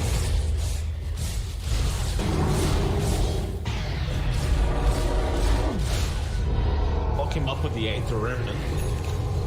See? So the side of Sirius are just waiting for the next Roshan play, which is going to be up very, very soon. And there it is. It's a big Roshan attempt to go for Sirius, and it does prove to be a little more challenging than your usual kind of game because you have the Zeus there to get out, plus the Clockwork, plus the Spectre Horn. It's definitely not going to be the most hidden Roshan if there ever has been one. Dolan's also got the side of Vice with a Sarge. That's control now on the side of Sirius. Especially for the Spectre, who doesn't really have anything like the BKB. She is rather susceptible to dying if she does get hexed up. And the Sirius now making the chase right now onto Flywin and Felix. They miss out on those two, but it looks like they do catch down Super. Quick trick to get itself out of there. Forget it, Cogs. Now, what is going to be in? Who are they going after them? Flywin, he gets the trouble through the Felix. The end of just a little time, but they are focusing it down, and they do take it out. There's a little great from the side of RNG. Campbell going to get the score from Renee now. He's falling very, very low. It means to have a bit of stuff like the Spectre, and it actually does work out. In fact, they do also kill off old Chicken. It's all of them. He'll make a run for it. Probably never gonna hold it in. Flying on the chase, the heads will take for now. Old Chicken with the buyback to try and help out as Dolan will turn around for some soul assumptions and Flywin. It's a hit at Dolan. Super is just gonna be on the run. Well, he should be alright. No, never mind. He's trying to go for the... It is not going to work out in favor. But they will just lock up now with the Familiars. And I suppose this is somewhat of an opening here for Sirius to try for the Ocean if they wish. Yeah, they've got the numbers advantage so far. You don't have the haunt here for RNG. You don't have buybacks and clock to close that gap, and it's just has to go. So even without the Terrorblade around, Dolan can still do quick work with those familiars, and that's going to be a nice objective for Sirius to take. That's Aegis and Cheese. Should allow them some more confidence going to the high ground. RNG, they've got to be a bit careful. Like that play from Renee with the hammer just to secure a kill was nice, but they lose a lot of that back and forth. You know, but they all down just a bit. There were some buybacks expended though. It's that for RNG to contend with it. They did force the buyback on Old Chicken, but you know, now you're playing against Aegis and Cheese. It can be a bit tricky to trade as well as they have before with those items up. It's just a matter of whether we can actually take this high ground. That's serious. Like, we haven't really seen the attempt yet. We are 38 minutes into the game now. Start to question how far they can push this kind of draft. Because you are still falling back onto Kama, who is top of the net worth board on that Terrorblade by a long shot. He's going to have that Satanic coming out very, very soon, and that's going to make life a lot harder for RNG.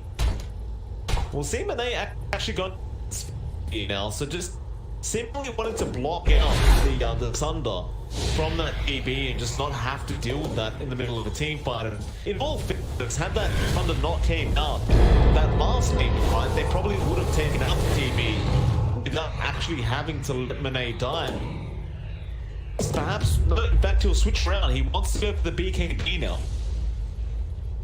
Yeah, it's a safer bet just to protect you from everything else as well. I think that's just going to allow Monet to stand in front, do what the Spectre does best, really just dish that damage out. You do have, you know, you've got a bit of a back and forth now as well. Like, tier 4 items are up. Kama's holding on to the Ninja Gear, and he's got a Minotaur Horn to swap in as well. So just a bit more spell immunity for Kama. Should allow him, again, a bit more leeway as well for him to just stand and fight. And he's really just whipping out his level 25. He's in a risky spot, though. Super could go for the hook, but he'd just be afraid of who's behind him. Side of Sirius are actually across the map at the moment, smoked up, trying to find the side of RNG. And now, understanding where they are, they're going to run up towards the northeast, or excuse me, the northwest. But everyone from RNG has backed off. Well, Sirius, I suppose they could start going up that top tier 3 tower, slowly sieging away. They'll start by pushing the creep wave in. It's the other alternative. They just keep farming the Dire jungle for a bit and Okay, he does have the Titanic, but he doesn't have buyback gold, so it looks like that's maybe what they potentially... It was the buyback gold first. But then you are still on a timer here with the Aegis. Like, you don't want to spend too much time farming up and just letting the Aegis expire on gold. That would be a bit of a problem for Sirius. Yeah, it would be. They hit their level 25 a bit earlier though. Not only Tom's 25, he did opt for the Metamorphosis attack range, but Dolan's 25 is up. So he's got one extra familiar on top of the Ags familiar. That's a hell lot of familiars. But makes it a lot easier to push in if they did actually start sieging on those objectives. That it will be.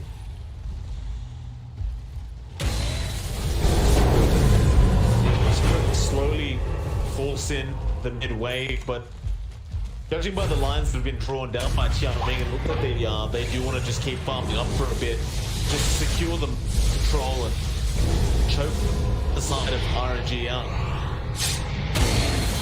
And are still really lacking some bigger item tier, but really be able to contest the side of Sirius. Also very close to what appears to be the Aghanim Scepter onto Old Chip, so at least once you have that up, you've got double silence to play with on top. Dire's top tower is under That attack. could be pretty effective here against RNG. Like, that might be the final straw to really be able to push high ground up against RNG. It would be. It's just, you've now got, well, the BKB's up and running on Monet. He's got at least a way of purging that Oz, and he also has his own Monitor Horn. But the back and forth is there in terms of durability, at least for frontlining spec. And you also hit that 25 mark on that hero, so you've got the additional 5% dispersion damage coming out for Monet. That might spell the difference here. Is, you know, he was dying on sliver of AP when the Terrorblade would die on the sliver. With that 5% difference, might be enough to just give him a bit more time to stay alive throughout the Terrorblade zone damage burst duration.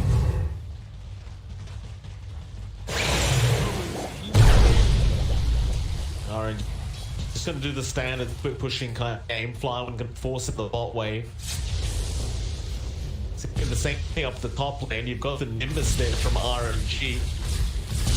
This can slowly just chip away the creep waves, and we'll see the TP illusions coming in to take the Nimbus out, but now Aegis has inspired.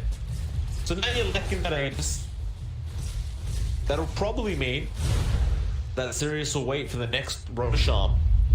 But RNG, of course, understanding the timings, now wants to go for a team fight. Radiant's bottom tower is under attack. They can team Monet in that mid lane. I'm sure they know what RNG is up to. Monet trying to bait them in, but Chicken go away through the tree line. And now the meta has been popped. Monet's taking a lot of damage out already. They have not made the jump in yet. Now the hex out of Monet. He is going way too low, and he does go down. With that build, he gets turned around on the Phoenix. He does get the off the time, but with the buyback from the sector, they want to back out. But there's a hook shot in from Super with great cogs out, just blocking the staircase. Super, he can't die here, and probably will, but they're just trying to control our camera. Who will be keeping on that territory, but he's scoring very, very low at the moment. They keep going, he's trying for the siren, he does get off the day, needs to get out of there. The overgrowth, he's stuck, he does start back on the Spectre. Camera, he is looking to just clean it up. It is going to be an absolute clean on XCJ on the triple. And basically, full team wipe. Super the only one to bomb back on the clock. After the Spectre dieback, of course. And high ground suddenly not quite as hard to go into. Definitely not. Like, it's gonna melt. Even if this Metamorphosis is down, again, Dolem's got his familiars up. There's a lot to get to force those buybacks out here. Just try to defend. They've got the Nimbus, they've got the arc lightning damage with the Town. Fine, Rapier's up. Oh yeah. That's it's risky, but with how far ahead he's been, you can't fault him for just feeling confident. This should really allow him to melt that high ground now. Well, you can just rush T4 with the Divine, right? You've got a minute for the Spectre. There it is. Divine now onto Camera. Just about 60 seconds left. Because he won't lose the Divine. He's not really much in the way of picking him out. XC, he's going to blink in.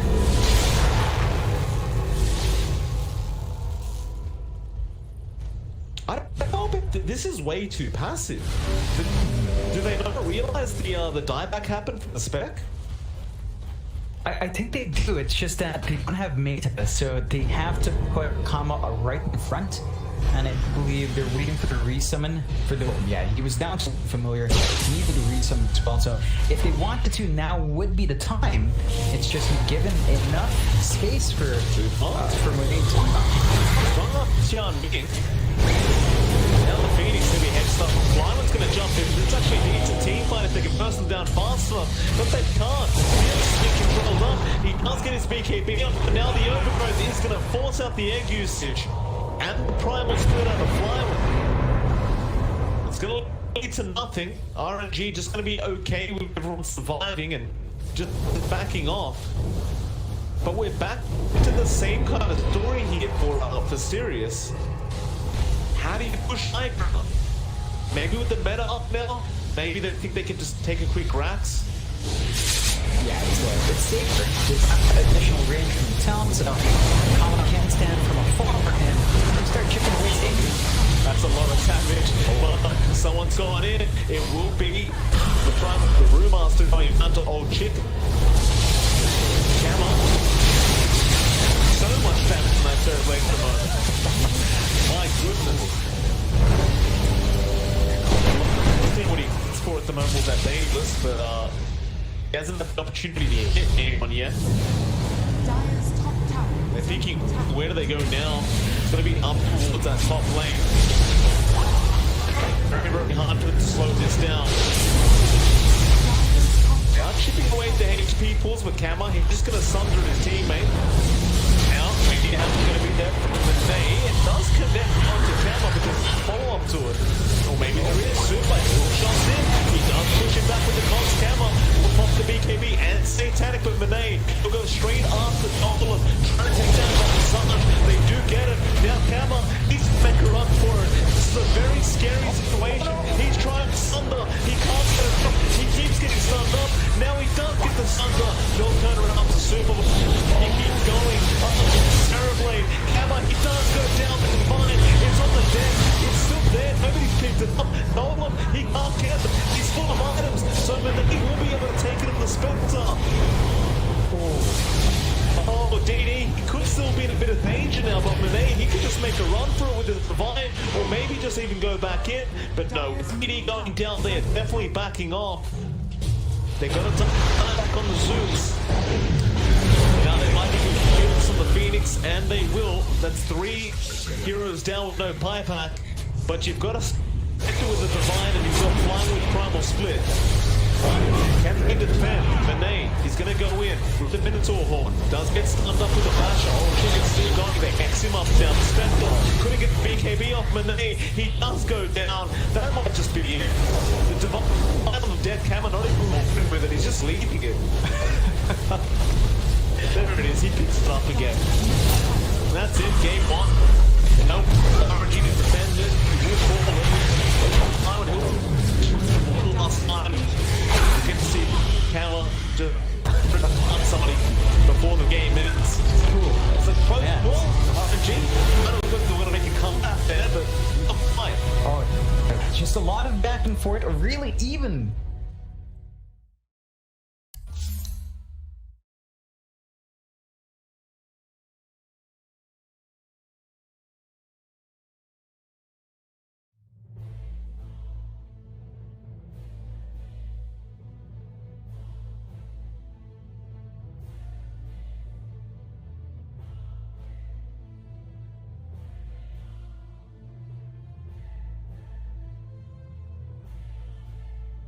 1,500 gold. He actually is going to go straight into the pipe here, opting to tank up even more. Rolling Boulder from Another- Seth misses again, but there's the best bomb, and this time Ohio's in trouble. Roar will come out, they have the magnetize, they get off the silence as well, and Ohio will get right click down. The exorcism will go from Mushi, doing a decent amount of damage to that aggressive. The Borslow comes through, he has no infest, he has the armlet toggle, needs to be careful, the Spirit Siphon coming out, the glimpse back onto aggressive, gets him back in there. They get the Grave off in time though, the open wounds will come through, they have the kinetic shield, there's the black hole, from the long ground, on to 3, Stephens and Amoy are gonna get chewed down, 3 dead, Mushi gets a double kill, DJ, are you kidding me, from the low ground? DJ, God, the crowd here just goes insane as he hits the black hole of his life. And likely could just give this one up. The vision advantage with the Hawk does help. But nope, they're ready. They've actually got a smoke. They can bypass the Hawk with this, but there's no way they take this in time. Fnatic need to get out. Mushi is going to be stunned by the Boulder Smash. They're going to come through. Showit looking for Ravage. Can't find it. Mushi pops the BKB early. Aggressive blinks in. Pops the Rage as well. Still has his BKB ready to go. They really want to contest this and take it down as quickly as possible. They get the refresher for Ohio. It's coming out. Double Roar is ready. Can they find a kill off of this? Maybe he's walking up with the Silver Edge. Ohio's going to get caught first. Ravage catches onto 2. Black Hole counter initiation. Static Storm on top. Aggressive is low. They get up to Static Storm.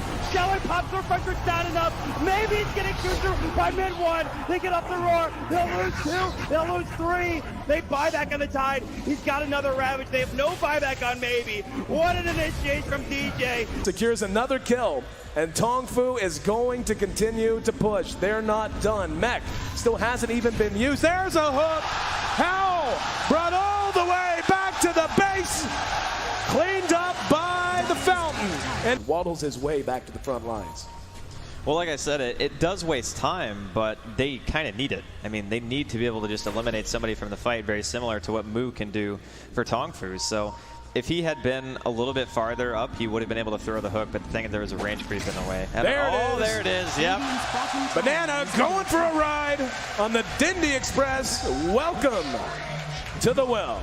Aegis goes to Tongfu. And now charging back out. Dindy gonna be spotted, and he doomed to Chen. That's a much better choice. Oh, he got him! He got him! Not gonna follow it all the way because we got a battle to watch with Puppy. Trying to get away from it, gonna be telekinesed back. And they will be able to get him as well. There you so a 1-for-1 trade. And wow, Hal is still alive down there. Engagement breakout as Kuro. Oh, there we go. The hook, got him! Zhan Xing taking the long ride to Shanghai. Welcome home. Navi down. Can you say mega creeps? Navi, he got him. One more. This is what you call one for the road. Man, I can't. The game for IG. Who leads the way? I believe it should be Zoe. They're gonna cut for the shorter path. They storm up the river. Patience from Zoe. Waiting in the wings. Navi's about to be caught. Oh, there's the sleep. The surge. He catches everyone. Oh, this could be a total disaster. Vacuum in. Ravage on everyone. The black hole as well. Light of heaven turns it around. Ravage as well. Stolen by Dendy. Are you kidding me? They turn it around. 4 heroes dead. 5 heroes dead. Chuan trying to survive. Chuan's gonna go down. Puppy talked about the Naga counter. It's Light of Heaven with his BKB. They turn it around. I don't even know how they're gonna do it. Standing ovation from the crowd. The last tower will be going down. Start the fight with that global and just try to blow up and get on top of that Zeus right away. Get into that backline. I mean, the Rubik and the Zeus are really starting to be quite an issue for them. Chalice is in with the opener, straight in with the lasso. The tower will fall, but they'll drag back the Amber Spirit into the torrent, cut him down with the Tidebringer. He's dead, but on the side, they find Arme. Arme's dead for 60, still alive at the moment. And all the use, the dodge, Anna up into the end, dodging the Echo Slap. Somnus, he's trapped here in the Sprout. OG, they'll slowly punch down the Kuka. The stolen Vision Jerax sets up onto FY. OG. But this PL will continue just to BT split push this game out, get more and more money. And that, for me, is still the biggest problem for Evil Geniuses. Where do you go with this? Fear needs to have that damage dealing item. But in order to do so, he's got to drop either his TP scroll or sell the Ring of Aquila. And Samel, blink, Dragon Tail stun. Garda's going to be here with the hookshot as well. Laguna fight Samel. The Cogs burn bought them a little bit of extra time. And with Samel down and no buyback, Roshan is a very, very juicy target here for CDEC. Yeah, EG are going to know they're going for it though. First of all, it would be pretty obvious from the lane situation, but they also have a good ward around the river area to see that CDEC are moving in there now. I don't think EG are interested in contesting this 4-on-5, but maybe they can delay it long enough for it to be a 5-on-5 if they Ice Blast and Fissure properly. There is no hook shot. They're all together. PPD, here comes the Ice Blast, ready for the dodge! In from Universe! It's a disaster! CDEC! They're gonna get wiped from the face of the earth, apart from aggressive. He'll jump out, but the wombo combo perfectly hits from Evil Geniuses, and now they will take Roshan. Samel is back, they'll get the egg into the Immortal. OG right behind Ame, gets the jump, finds the Pugner. Fissure will not find a stun. Pugner with no buyback. OG, they were really playing with fire. The Hex down the Terrorblade. Spectral Haunt looking for the frontline attack, but that's why Somnus goes into the back line. The BKB, they're into the back line. Shaker, he's bouncing around. Hawk shot, she stuns on the way through. ES is gone, no buybacks available. Have LGD done it? They're holding Anna, hold him in place. Chalice will find the damage, F5 will die for it. No, really? Anna is actually running away, but it won't stop Arme from blinking up, looking for the tier 3 tower. 2 players left alive for OG. They're the big ones, however. Thompson and Anna on the defense duty. Fortification. It's delayed as much as they possibly can. And now the jump out. Hex, the boy in the bubble. Thompson able to be protected once again. Chalice very, very low on mana. They have a lot, but Arme, he'll change the life with Anna. Thompson needs to be pushed away. Able to do so. FY jumps onto the illusion only, so the hookshot won't be able to connect. But Anna, he needs to retreat. There's so much damage. Anna down. Buyback is available. They still have not taken the mid racks. OG are just trying to delay LGD for the moment. 5 heroes around. The bubble is there protecting the melee racks. Anna, Sunder! Once again, the Sunder switches to life. Arme's back up to full health, but the damage from Thompson, it's good enough to kill off the bait. Buyback is there. Somnus leads forward. They just keep bunching them around, but they're still battling from inside the bubble. Pugner will come to the world living LGD. They're going for the GG push. They're going up the tier 4 towers. OG, they have to hold the line. They have the numbers. Seven from the side with a Dagon. Arme, but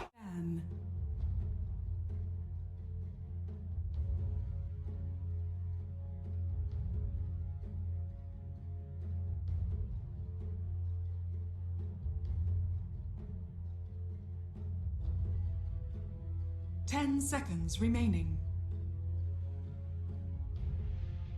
5 seconds remaining.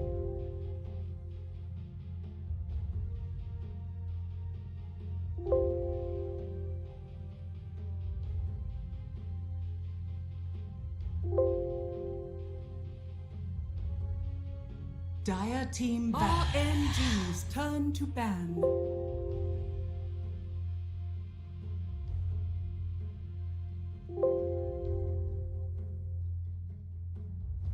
All right, ladies and gentlemen, welcome back. We are here for game number 2's draft between Raw Never Give Up and Team Sirius. It is, of course, MLP Dota and John Expired. John, welcome back, sir. 5 seconds. In game number 1 between these two, I can only imagine number 2's gonna go.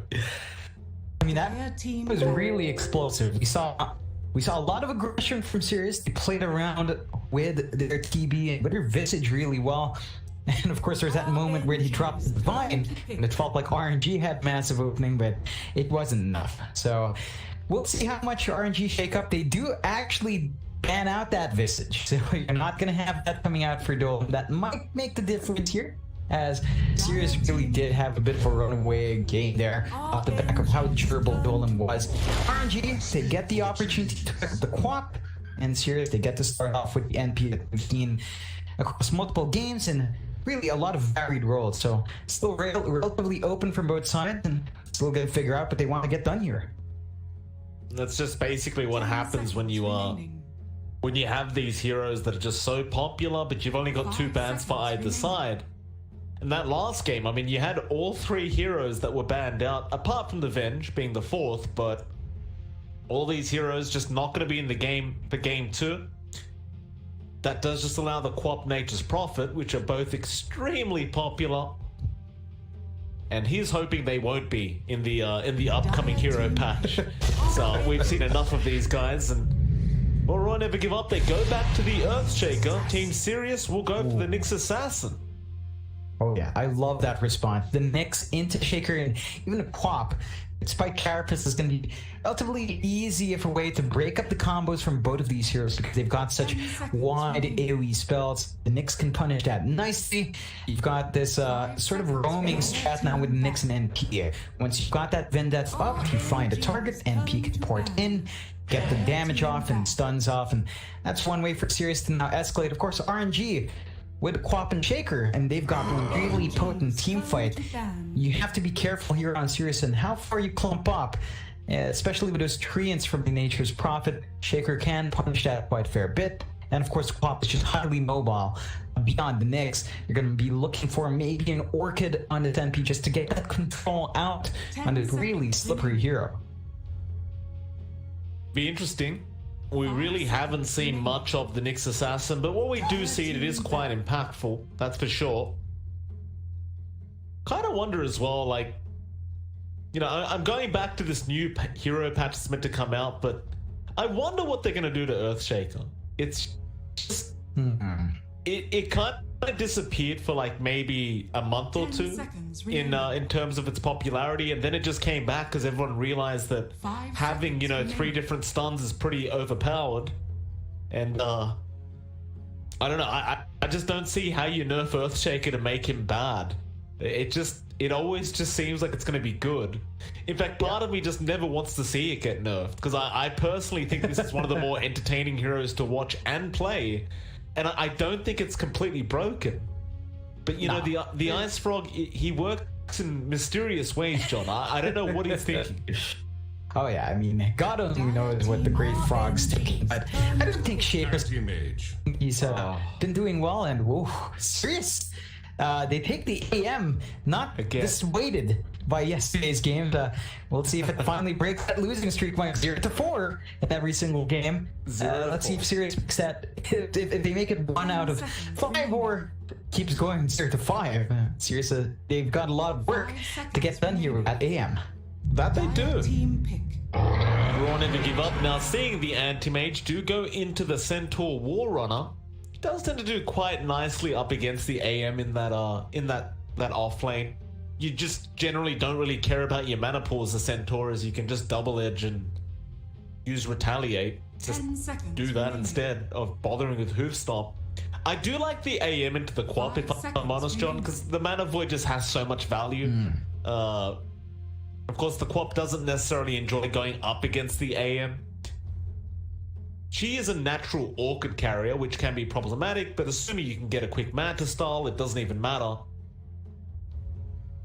Now, well, Sirius, they'll have to go into their 4th pickup. We're still waiting on potentially another support, so I don't really see a solid position 5 as of yet, unless they're planning to run the Prophet 5. But that's something that hasn't been happening in the recent meta. It's always been a core pickup.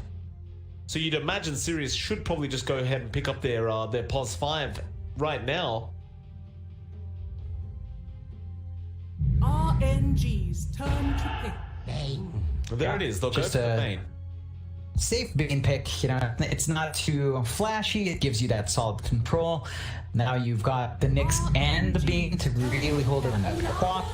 You also don't have to worry about the Bane being taken against the AM, although RNG, they take the Naga Siren. Now that's a really, really good response for that AM, right? Like, it can be slow to ramp up as well, the Naga. You're looking at the timing for the Manta Diffusals, the big one.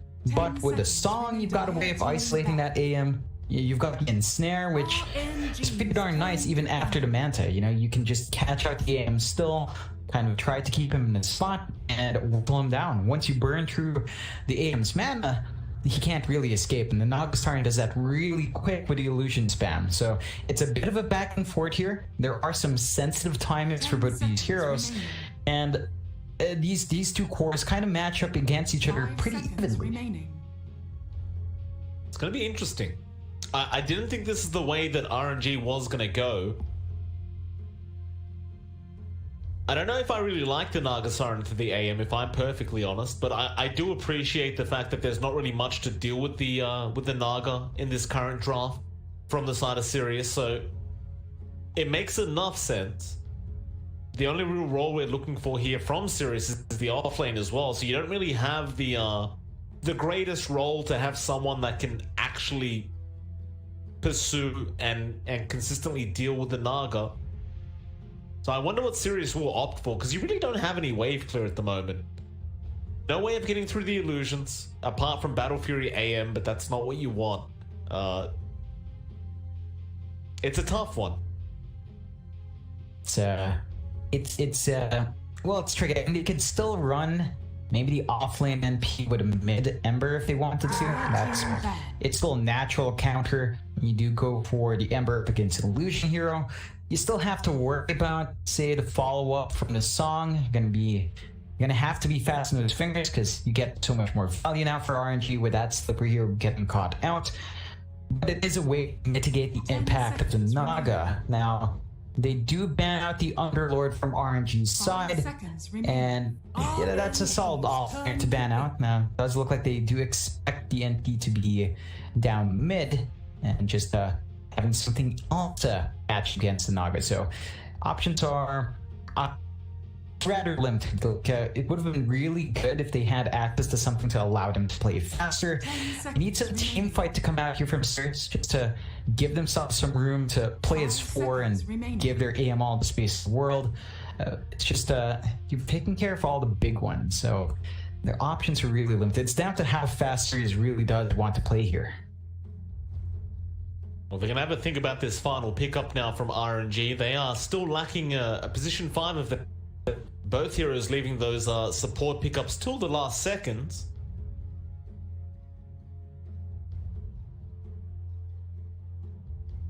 Options are pretty limited now. Dire team. Obviously, you would have loved the Disruptor, but okay, the Elder Titan comes out.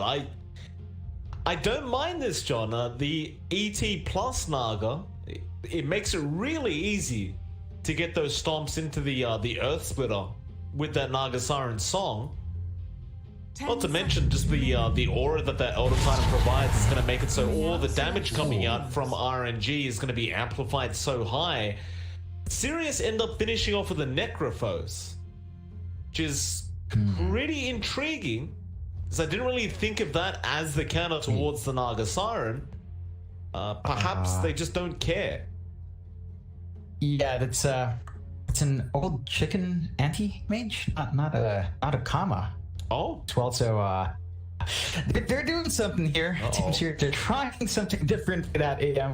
Let's see how far they take it. Don't force on the Necrophos. As long as you can isolate the real Naga, Sight's gonna be amazing against that hero. The issue is finding the Naga, so we'll see just how successful Sirius gets there. RNG though, I do agree with you. The Elder Titan just makes this draft look so good from RNG. They've got all the team fight here. They've got all the control if they can line up their spells.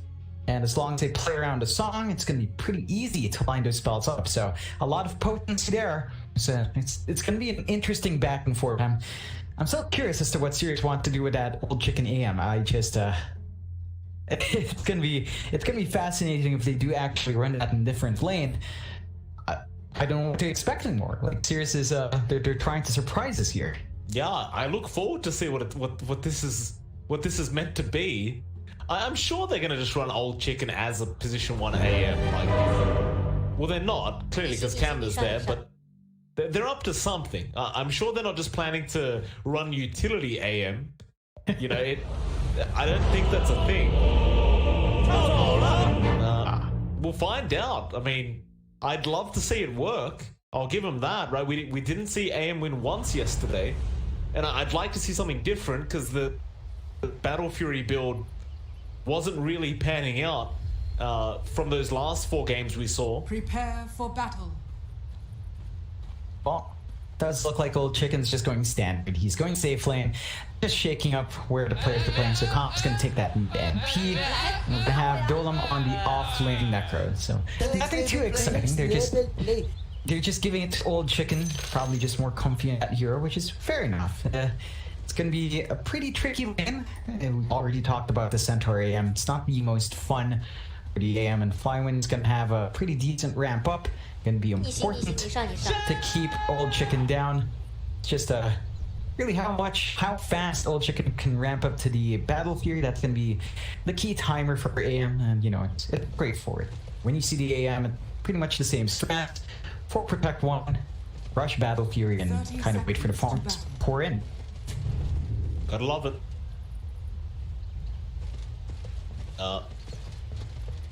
This new persona making people pick up AM a lot more often, I can tell you. Which is, it's a good thing, I guess. Why the hell not, right? Free MMR is what I call it, John. Free MMR. There's going to be a hoof stomp out onto Old Chicken. Yeah, he's going to take a lot of harassment out, and that's just one of the weaknesses of the AM, especially when you're trying to contest bounty runes like that. You can't really do it, and he will be forced to just go for that level 1 blink, just for safety. He'll back off, back towards his own creep wave. It's going to be a 2-for-2 start anyway. No big deal. Very even beginning for these two teams. And they do another lane swap. They actually put Dola mid up against Monet. They drag Kama bot on the offlane Prophet. So they're still shaking up these lanes. And when you have the NP, if you see a swap out from RNG as well, once you've got level 2, they're always going to be a step ahead with that additional teleport. So you've got to be slightly cautious here if you're RNG. And well, they do actually drag Monet down as well. Yeah, but I can respect the fact that Sirius want the Necrophos versing the Naga matchup.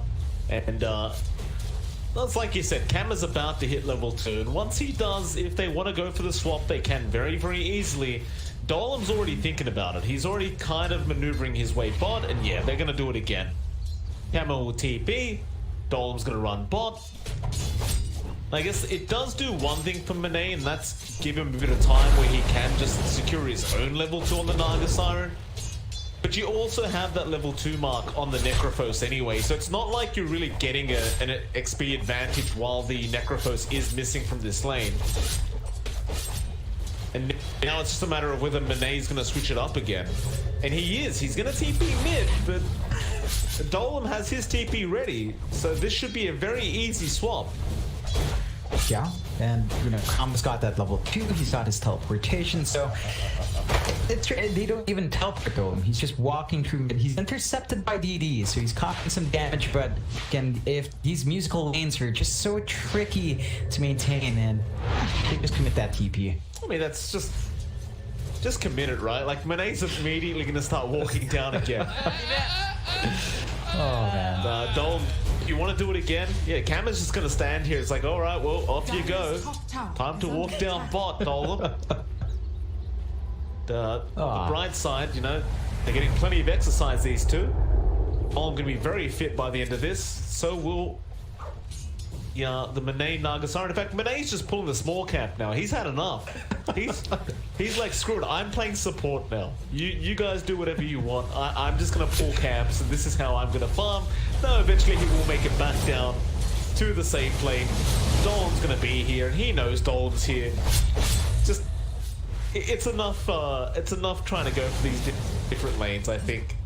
Yeah, it's pretty decent for ramp up. Like, you look at Monet's last hits, he's actually up there. He's 12-1, tied up with Old Chicken, who didn't play these musical lanes. You know, that top lane is still stable with the AM Bane and the Centaur and the Shaker. Now, there's a lot of control here from SHG. They just don't really have any way of closing that gap all too well. XCJ just making it very annoying and very hard to try to commit, as he's just standing between the AM and the enemy hero. So not many openings there to really apply that control here.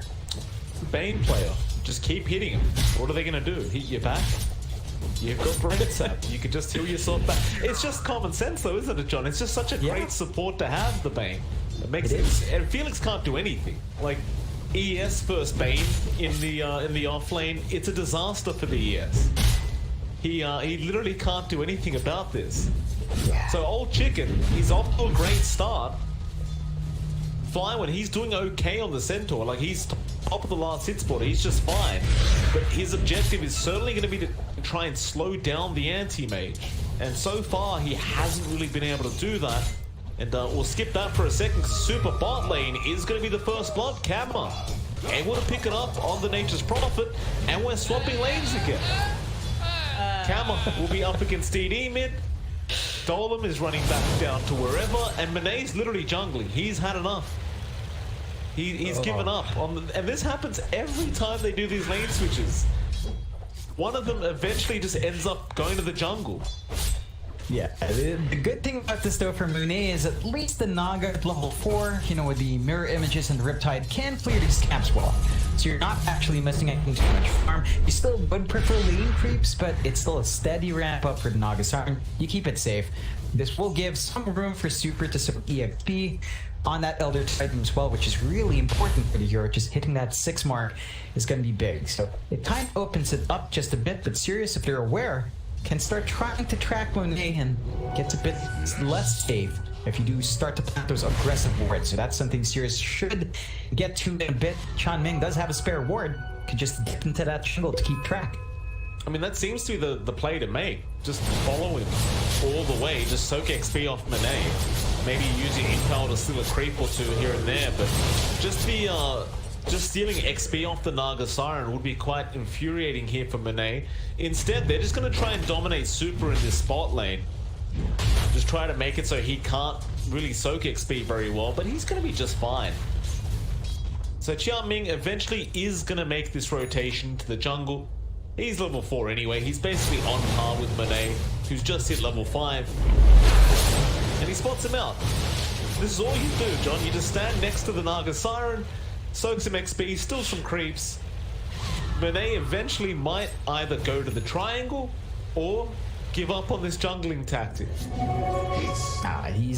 He did see the ward being dropped, so there's a bit less info here for Chan Ming as Monet gets a nice value center. You can get some gold back, some control back, and that does mean that the Nyx isn't going to be tracking that as well, although they rotate Kama bot. Alright, Super. Chase down a little bit. There's a haste rune on Qian Ming, but he's not really going to be able to get in range of Super, so instead they're just going to force down this tier 1 tower. And that's just another thing you can do. Just get towers if nobody's going to be here to farm. With the Nature's Prophet, you can do this a hell of a lot faster.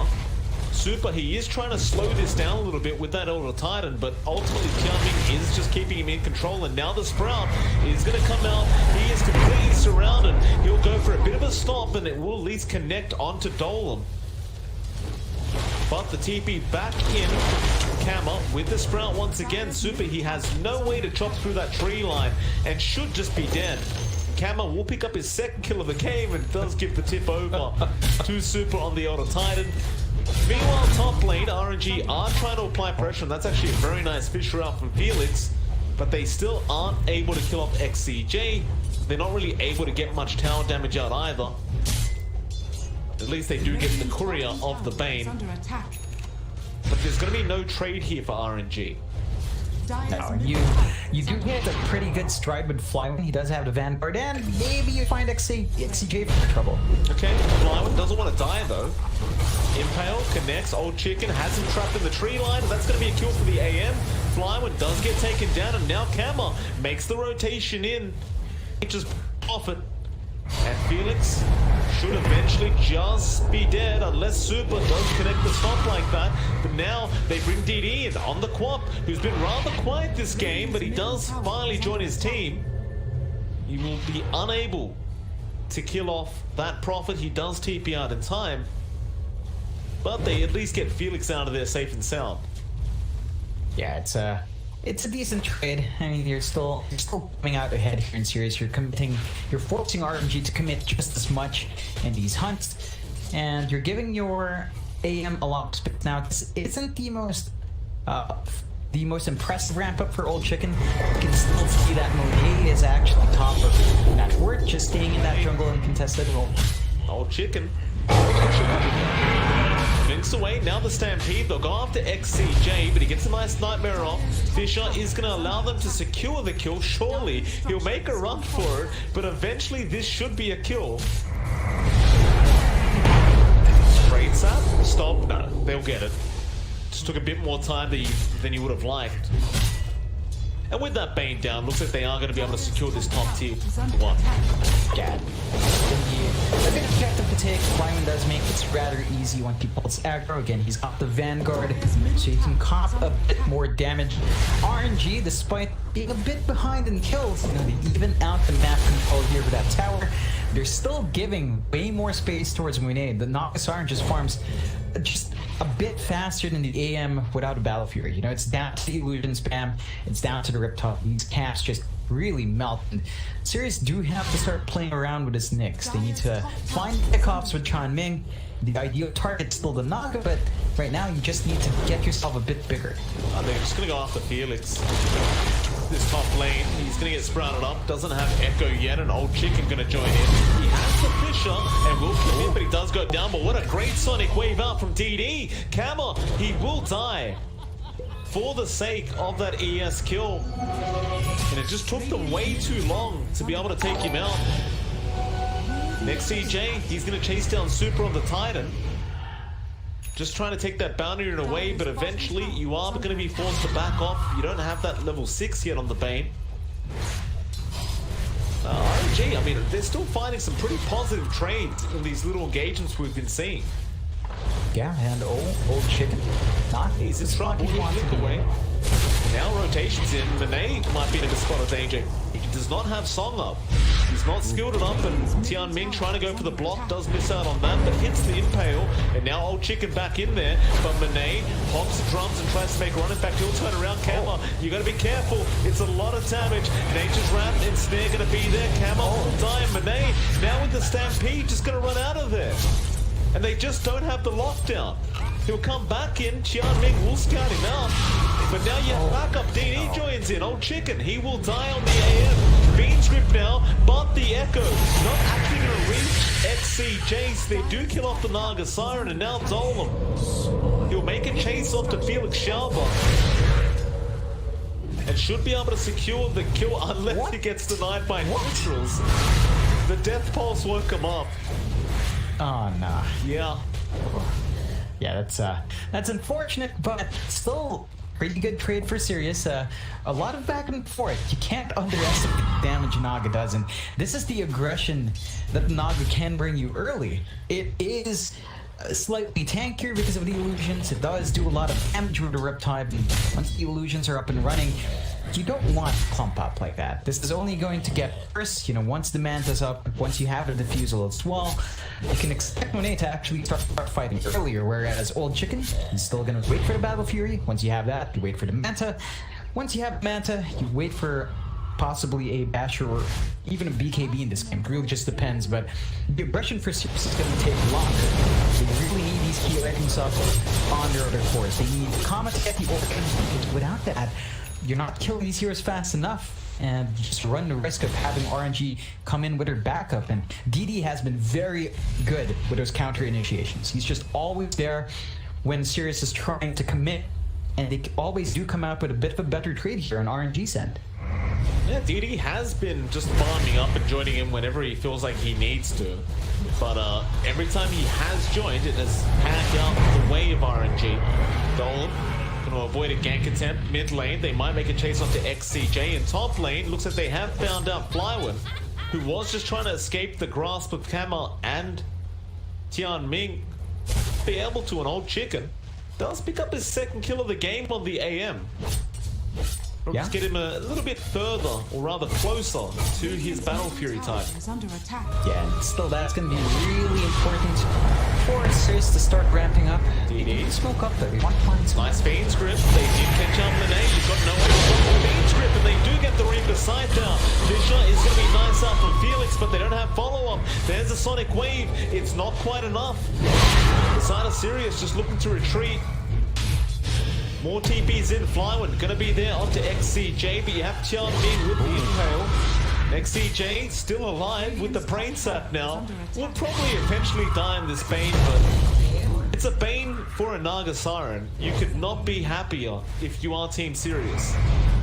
Oh no, it's such a good trade for Sirius. They're just mitigating the impact of this Naga. It's still a steady ramp up. You are seeing Sirius pull ahead now. You managed to drag Monet's net worth down to parity with Old Chicken, and as Old Chicken approaches a Claymore, the AM can start to pick up the pace. So they start to hit the reverse spike. They do lose their mid tier 1 though. That's a big objective to give out to RNG. But you know, they've been fairly well disciplined in their positioning on the map anyway, and RNG's been tied up to their own side. So I don't see them really maximizing that tower take. They're still just gonna wait out for Monet, and with Chanming around, he has been on point with these Vendetta scoutings. That he has. T1 mid tower, slowly going to be chipped away at by Dolan. He should be able to get it this time around. It's such a slow push for Dolan, but he's been dedicated to this tier 1. He's going to be able to pick it up. Bot lane, they are looking towards Felix Schauber, who is still working towards his own Blink Dagger on that Earthshaker, but well, he's going to be slowed down for a bit. The places where this ES can farm are quite limited when you do have a Nagasaran on the same team. He's been forced to just wait for the creep waves down at bot lane. You should be able to have that blink up relatively soon, and it's going to be rather important because every team fight we do see, like, you need a way of cancelling off this Fiend's Grip. In fact, speaking of, XCJ is trying to go for one right now. He doesn't have the vision. Felix will go for the Fissure and just run out of there. But you need a solid way of locking down this Bane when the Fiend's Grip is active, especially if it does catch out DD or Monet. And at least with that Blink Dagger on the ES, you can get in position to get the Fissure out. But you might need that Fissure right now as Tianming looking for a way in. Gonna go after Super, but a nice Sonic Wave. Actually gonna push them away. Still they will lose the Knight, and they'll go after the Nyx Assassin. There's too many heroes coming in. XCJ, he gets the Fiend's Grip on Felix, but the song will cancel that. And it'll just be a pos 5 for a pos 5 trade between these two teams.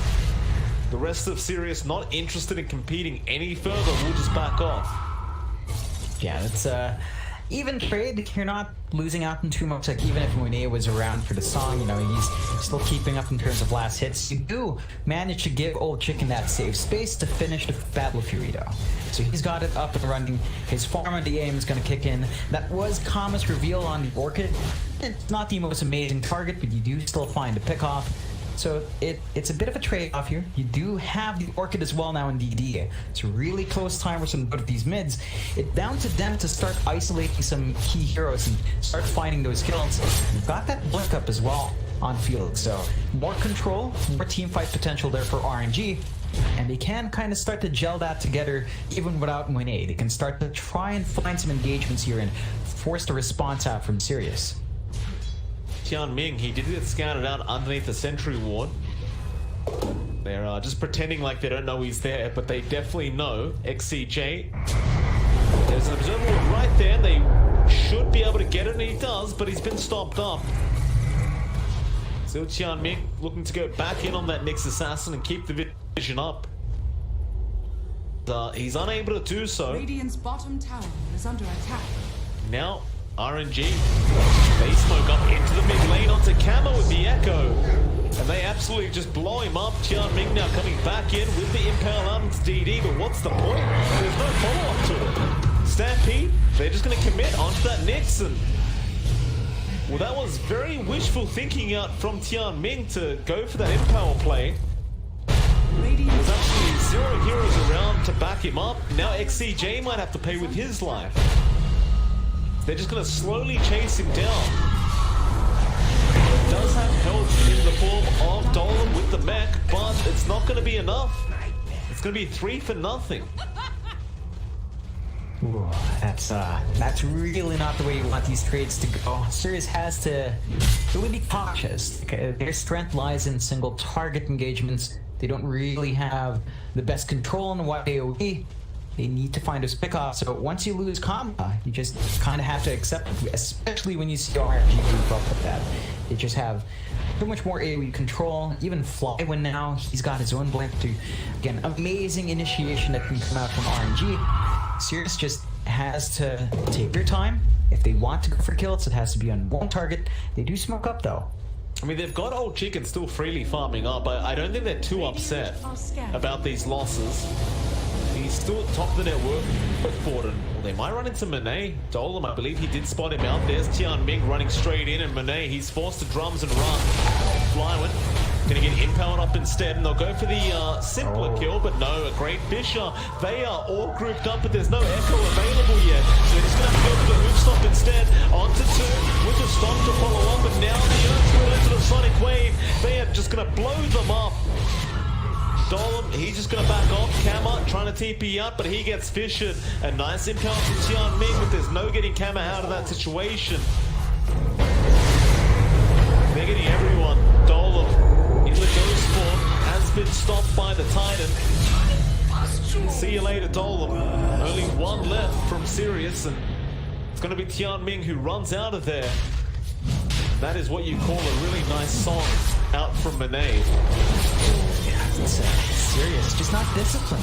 They really want to jump the gun and find these kills, but they don't respect the power of RNG's team fight, and that's, again, something RNG has a lot more of. They do a set of kills, they go straight to the Roche, and not just the Roche, but they took the outpost before the 20-minute mark, so they get all of that EXP as well. With the snowball effect here for RNG. Oh, that it is. The 4K net worth lead going from basically nothing. It's a real shame for Team Sirius. Like, old Chicken, he was just having a great old time farming, minding his own business. He was getting very close to picking up the full Manta, but that team fight really kind of put him a little bit behind in terms of his own farm pace. He's still top of the net worth board, and we'll just get back to farming that Manta up. I think you mentioned it earlier on, John, but you probably want to get to that stage where you have at least the Basher into the Abyssal up on the AM before you do get any more involved. While he has some decent damage, it just has no survivability and no lockdown. No, it's just really hard. You don't have as good stats. It looks like they did catch Flywin up top, but Renee shows his face and... Oh. Song, Kama is going to get caught. They know he's in there somewhere. Monet, oh, he just kind of backsteps for a second, not believing what he's seeing.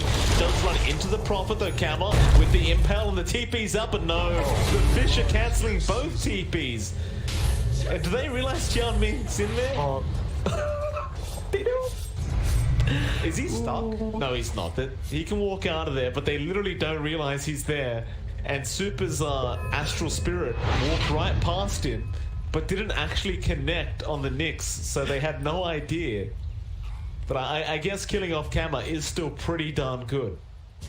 Oh yeah, it's still a nice win, but it's an awkward spot for Tianming. He's actually got Dagon first as well, so they're just going for burst. They're trying to get kills with Dolem. I think the idea is you Reaper type 1, you Dagon it down, and just ensure yourself that one big kill.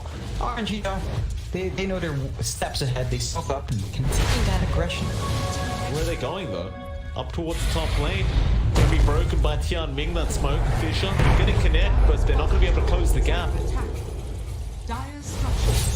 While that's happening, Monet and Flywin just going to push in that bottom tier 1 tower, reducing the TP from the Necropost, but he's taking way too much damage. He does get the Ghost Form up.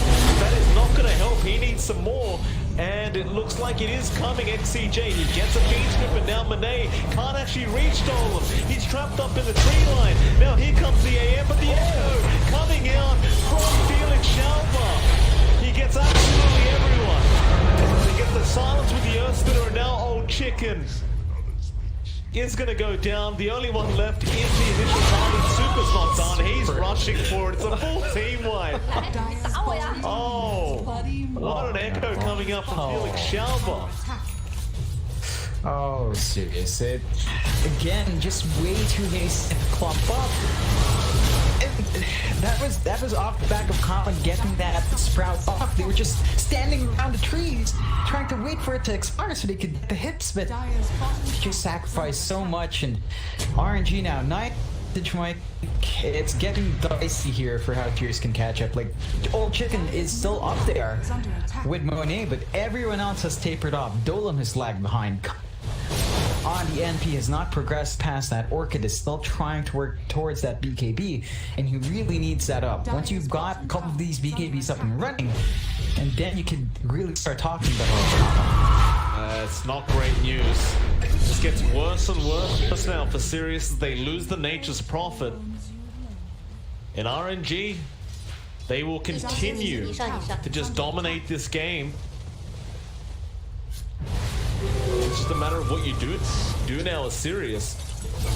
You can still split push quite effectively with that AM. But you've also got a Naga Siren against you who can do the exact same thing. And you don't really need the real hero to be there. He can just send his illusions out. In fact, they might be able to pick off Old Chicken. They jump in time with the invis. Now the follow-up stump to fly through. And that is... No, it is a dead AM. He was unable to blink out in time. The attack, rather the blink animation was too long. Oh, man. So RNG, they're looking for more. Mid lane, DD jumping in with the screen, going after that Bane. Felix gonna have the fish around onto Dolan. XCJ still able to back off and now gets the Fiends rip off. DD, he's trapped, but the song is incoming. And now everyone's completely asleep and they are just gonna wipe them out. Dolan, the only one left. They'll buy back onto Tian Ming, and Kama is gonna try and help out. But they get the stairs off. Dolan does not want to die. Not like this, but he has no choice in the matter. He will go down. And it just gets from bad to worse for the side of Sirius. It really does. Just bleeding away. The lead for RNG just continues to widen. You need these key items up on Sirius. They need to want to fight. They need to find pickoffs. It's just RNG are always clumped up. They know they've got superior team fight. They know they've got superior control in a big area. And Sirius, all they really have is Tron Ming with the Impale. That's all they have, and perhaps the Spike Carapace for some plays. That's it. They just don't have enough control to really start reeling it back in here. And with that last outer tower gone, this entire map opens up for RNG now. On a slightly different note, Mike, I want to hit enter. Hit enter and take a look at that Flywing killing Old Chicken. Is that icon still old AM icon? Is it just me? Where are you? Radiant's top tower. On the kill bar. Right. That's still this old icon. You pay for this stuff. Yeah, we do. Bottom lane, RNG gonna start forcing in the bot tier 3 tower, and they are gonna be able to get it. Now onto the rats. Echo was committed in the backlines. Kama getting caught off guard. And now DD just gonna jump in onto that Necrophos Impale. Not gonna connect. They are just gonna finish off that bottom lane of rats. Nothing to stop them. They may as well just keep going. They're just so far ahead. It seems impossible for Sirius to fight into this. And it looks like they might just go straight for Megas. But you've got the Song Up to Disengage, you've got the Stampede, you've got the Sonic Wave. The only ulti missing is the Echo Slam. But the way this game's going, you don't really need it anyway. Super's just got so much control on the Auto Titan, but they are actually going to back off after that mid lane of racks, as they don't have creeps up at the top lane. Thanks to Old Chicken, he will protect at least one lane of rats for the side of Sirius. Yeah, it's a switch out as well for Old Chicken. He's going for the disarm, the AM. So he's without buyback. He's caught out here. It's gonna be a tricky spot for him to be in. He does get an escape, but RNG 19k ahead, 2 racks up. And, you know, by the time they re-engage, they're going to have the slam back. Felix has a BKB, so he's going to be able to get them there every single time, get that initiation he wants, although Super caught out, should just die here. No, great fish around for Felix again, and now they go on to the Bane. It's going to be XCJ dead. Monet also going down to Kama, so it's not looking too bad at the moment. They are rushing now onto that Nature's Prophet. Sonic Wave. It's gonna be there to finish him off, and yeah. I was there's the GG. I was mistaken, by the way. It was Monet's courier that ended up dying. I read that rather quickly, but it is gonna be GG. Game number 2 going to the way of RNG in a rather convincing fashion. Ooh. And it's 0-5, Mike.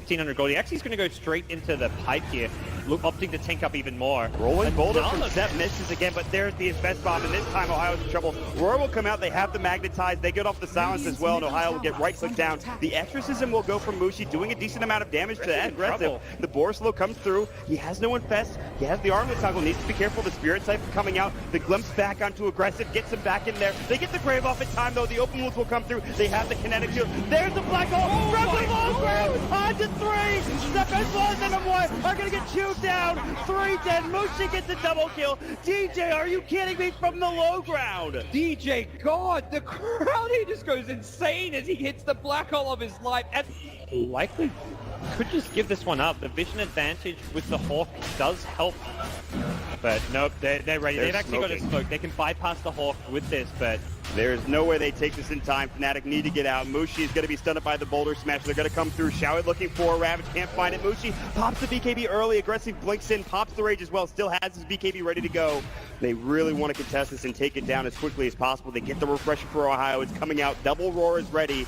Can they find a kill off of this? Maybe he's walking up with the Silver Edge. Ohio's going to get caught first. Ravage catches onto 2. Black Hole counter initiation. Static Storm on top. Aggressive is low. They get up to Static Storm. Shao pops the refresher. It's not enough. Maybe he's getting chewed through by mid 1. They get up the Roar. They'll lose 2. They'll lose 3. They buy back on the Tide. He's got another Ravage. They have no buyback on Maybe. What an initiation from DJ. Secures another kill, and Tongfu is going to continue to push. They're not done. Mech still hasn't even been used. There's a hook. How? Brought all the way back to the base. Cleaned up by the fountain. And waddles his way back to the front lines. Well, like I said, it does waste time, but they kind of need it. I mean, they need to be able to just eliminate somebody from the fight, very similar to what Mu can do for Tongfu. So if he had been a little bit farther up, he would have been able to throw the hook, but the thing is there was a range creep in the way. And there it is, yep. Banana going for a ride on the Dindy Express. Welcome to the well. Aegis goes to Tongfu. And now charging back out. Dindy going to be spotted, and he gets, no, he doomed the Chen. That's a much better choice. Oh, he got him. He got him. Not going to follow it all the way because we got a battle to watch with Puppy. Trying to get away from it, going to be telekinesis back. And they will be able to get him as well. There you go, so a 1-for-1 trade. And wow, Hal is still alive down there. Engagement breakout as Kuro. Oh, there we go, the hook, got him. Zhan Xing taking the long ride to Shanghai. Welcome home. Navi down. Can you say mega creeps? Navi, he got him. One more. This is what you call one for the road. Man, I can't. The game for IG. Who leads the way? I believe it should be Zoe. They're gonna cut for the shorter path. They storm up the river. Patience from Zoe. Waiting in the wings. Navi's about to be caught. Oh, there's the sleep. The surge. He catches everyone. Oh, this could be a total disaster. Vacuum in. Ravage on everyone. The black hole as well. Light of heaven turns it around. Ravage as well. Stolen by Dendy. Are you kidding me? They turn it around. 4 heroes dead. 5 heroes dead. Chuan trying to survive. Chuan's gonna go down. Puppy talked about the Naga counter. It's Light of Heaven with his BKB. They turn it around. I don't even know how they're gonna do it. Standing ovation from the crowd. The last tower will be going down. Start the fight with that global and just try to blow up and get on top of that Zeus right away. Get into that backline. I mean, the Rubik and the Zeus are really starting to be quite an issue for them.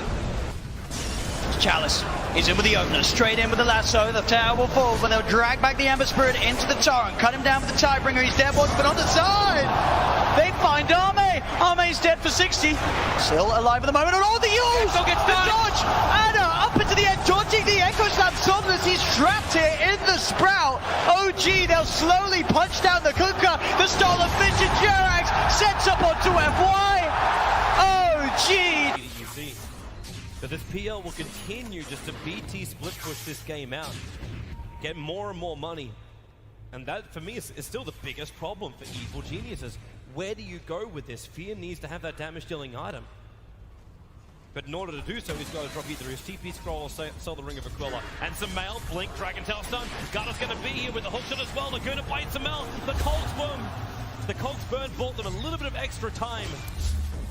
And with Sumail down and no buyback, Roshan is a very, very juicy target here for CDEC.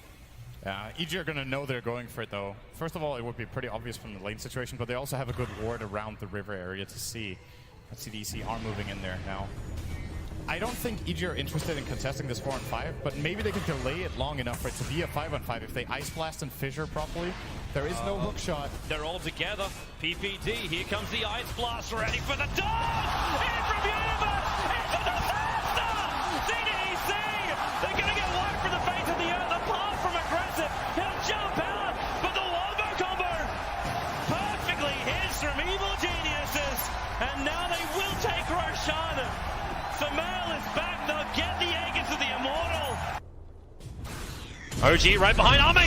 Gets the jump, finds the Pugner. Vision will not find a stun. Pugner with no buyback. OG, they were really playing with fire. The Hex down the Terrorblade. Spectral Haunt looking for the frontline attack, but that's why Somnus goes into the back line. The BKB, they're into the back line. Shaker, he's bouncing around. Hawk shot, she stuns on the way through.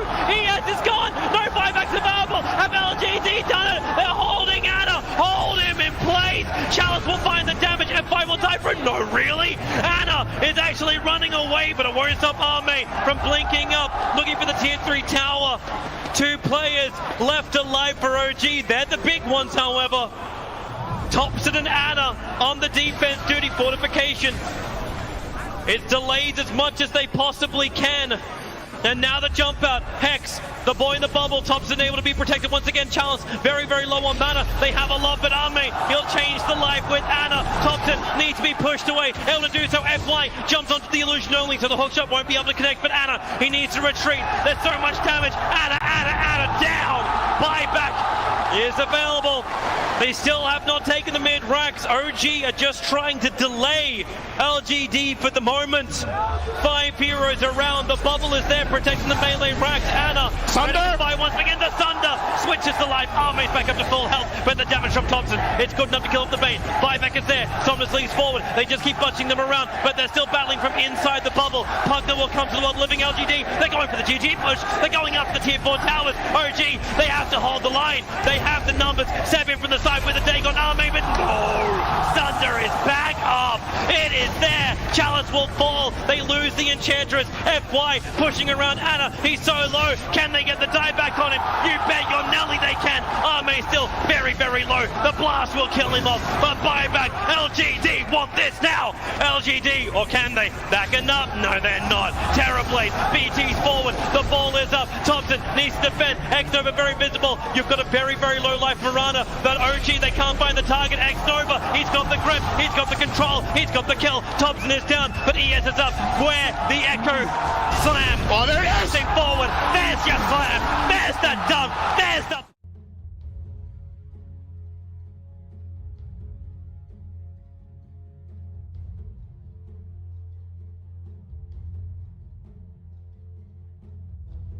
Dire team ban. RNG's turn to ban.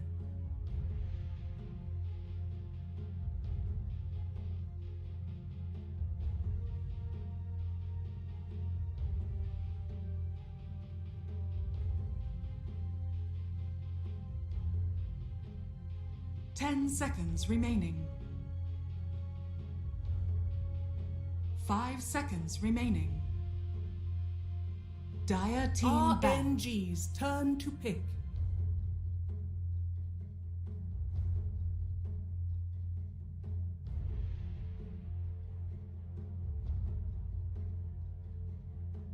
Dire team pick. Earth. RNG's turn to pick.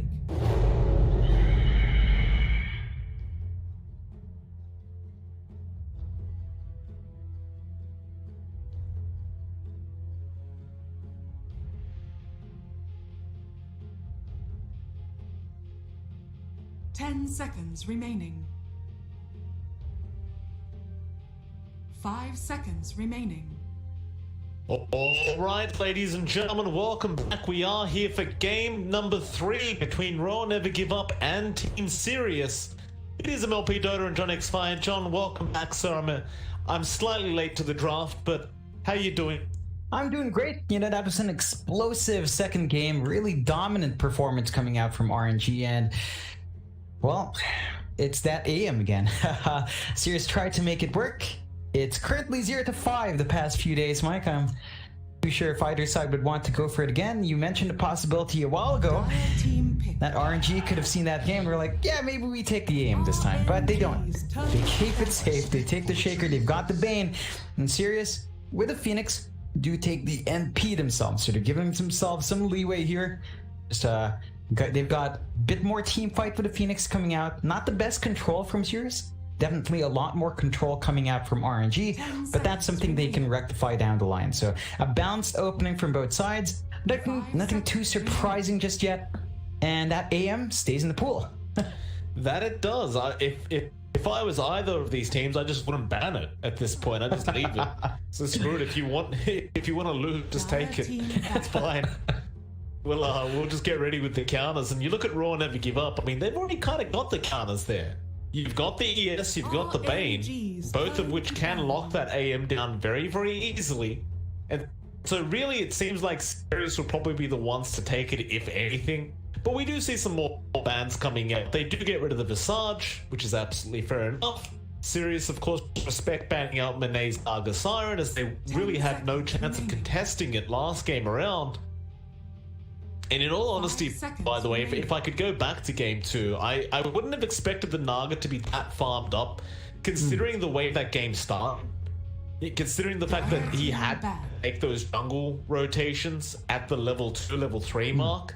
But he made it work, and his farm, while he was still behind the anti-mage most of the game, eventually just skyrocketed. He just made it work. Yeah, I think the one thing you have to remember with the Naga is that Riptide and Illusions just clear out camp so quick. Like, you can't underestimate the pace of a Naga once it does slip into the jungle. And like, you were seeing Sirius applying some decent pressure down in the Naga, like early on. It just wasn't enough. Like, you hit level 4, you got 202, that's enough. You know, the Naga's gonna be comfy there. And not only that, but we saw moments early where Monet was actually joining these fights and he was finding kills, because again, you clump up for that Riptide, you're giving too many opportunities away to find those kills. So it's still really fast here, especially compared to the AM, and you do see Sirius, they pick up the Tusk. So they've got lockdown here, they've got the snowball saves to perhaps bail someone out from the Fiend's grip, and you've got that Tusk NP combo in the lane potentially coming out. Tag team plus Treants plus that right click. It can be really scary if they do want to kind of run that aggressive duo. That it can be. Raw Never Give Up. We'll see if they do fear the combination much. They are going to their third pickup, and well, they've really only got cores left to take. Their support opening is already there, so it's time for the core pickups to be made. And what do you really want here? Like, hard to know what role they even go for. Like, we might see the position 1 pickup. Just a matter of what you'd even want. The Sirius haven't really revealed too much themselves, because they just went for the Nature's Prophet, which every team's picking anyway. It's so hard to know which role you're picking into, but RNG, they go out with a Doom pickup. And that's actually a nice pick, right? It's actually a bit of a flex pick here from RNG. So we know DD does run the mid Doom if necessary. Team Sirius, however, will go straight into the Death Prophet. Yeah, that's quite the shakeup for Sirius. You know, this does give them earlier pacing here with this lineup. You've got the NPDP. They can melt towers quick. Once you hit that level 6 mark in the DP, you will have to use that exorcism as close as possible to an objective. You win a fight, you take an objective, you start to slowly chip away at the map. That's going to be key for Sirius to hit those timings. Up in the air though, like just exactly what the DP will lane against. If it is against the Doom mid, that's not too bad for the DP. It's range against melee. You know, Doom doesn't quite have too much armor. Although RNG, they pick up the Weaver for themselves, more than likely the Monet hero here, and quite frankly, there's not much lockdown from Sirius. They've got good terrain modifiers, like say the shards and that sprout. But in terms of actual hard lockdown, there's a lot here the Weaver can dance around. Yeah, I would agree with that. Like, you literally only have the stuns out from the Tusk plus the silence out of the DP. And later on, you have the Orchid there from the Nature's Prophet on top. But that's it. You really want to as the Weaver, you can go for a Mantis style, you can go for a Lincoln Sphere, just to be able to block out all those silences. Even a BKB, for that matter, will just solve every problem he has.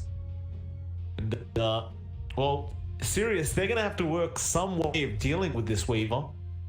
They are some kind of off-lane hero, unless they're planning to run the off-lane Prophet. That is somewhat doubtful. And you know what? 5 seconds remaining. I actually don't think it'd be that bad of a game to bring out the Necrophos again up against the Weaver. It seems like it could just work out. Yeah, it's a lot of value just getting that lockdown in, is getting a way to stop him from really just jumping around, right? We've seen a lot of Weavers pull so much sustain just from having time lapse on in a really good spot. Necrophos can punish that well, and to tie it in for Sirius, it allows them to continue with that push with the healing presence you get. It gives them that faster pace with this kind of lineup. So if they did opt for it, it would actually give them a decent way of ramping up early, and that's a pretty great way to tie up that draft if they did want that kind of control. RNG though, they're gonna have to show their hand first, and that will give Sirius some leeway to adapt depending on its last pick here. 10 seconds remaining. Dire team pick. Okay, they're going to the Puck. It's a standard run-of-the-mill kind of mid-hero, just a team fight here up against the side of Sirius. Nothing too special. Generally speaking, I do kind of second-guess the Puck when you have a Tusk there who can get the snowball saves off, but 5 seconds apart from that, there's really not much else to be concerned about as the Puck. Yeah, it's still pretty darn good. Like, the only thing you have to worry about is, like, say, the early timings, and once you're caught with silence without the Ewels, the Puck is kind of a sitting duck. So it's kind of down to the item timings of the Puck and the item buildup. We've seen Pucks go for Desolators first, and in this game I think it's much more straightforward. You go for a Blink Ewels combo, just go for those early fights, go for that early maneuverability, and just try to be a menace. Sirius though, close out with a Spectre this time on their end, and they really do kind of want to drag it late. They do have 4 heroes that can play fast.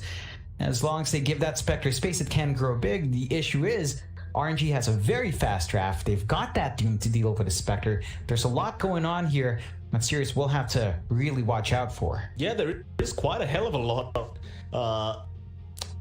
This is going to be a good Spectre game or not is what I kind of question, if I'm completely frank. What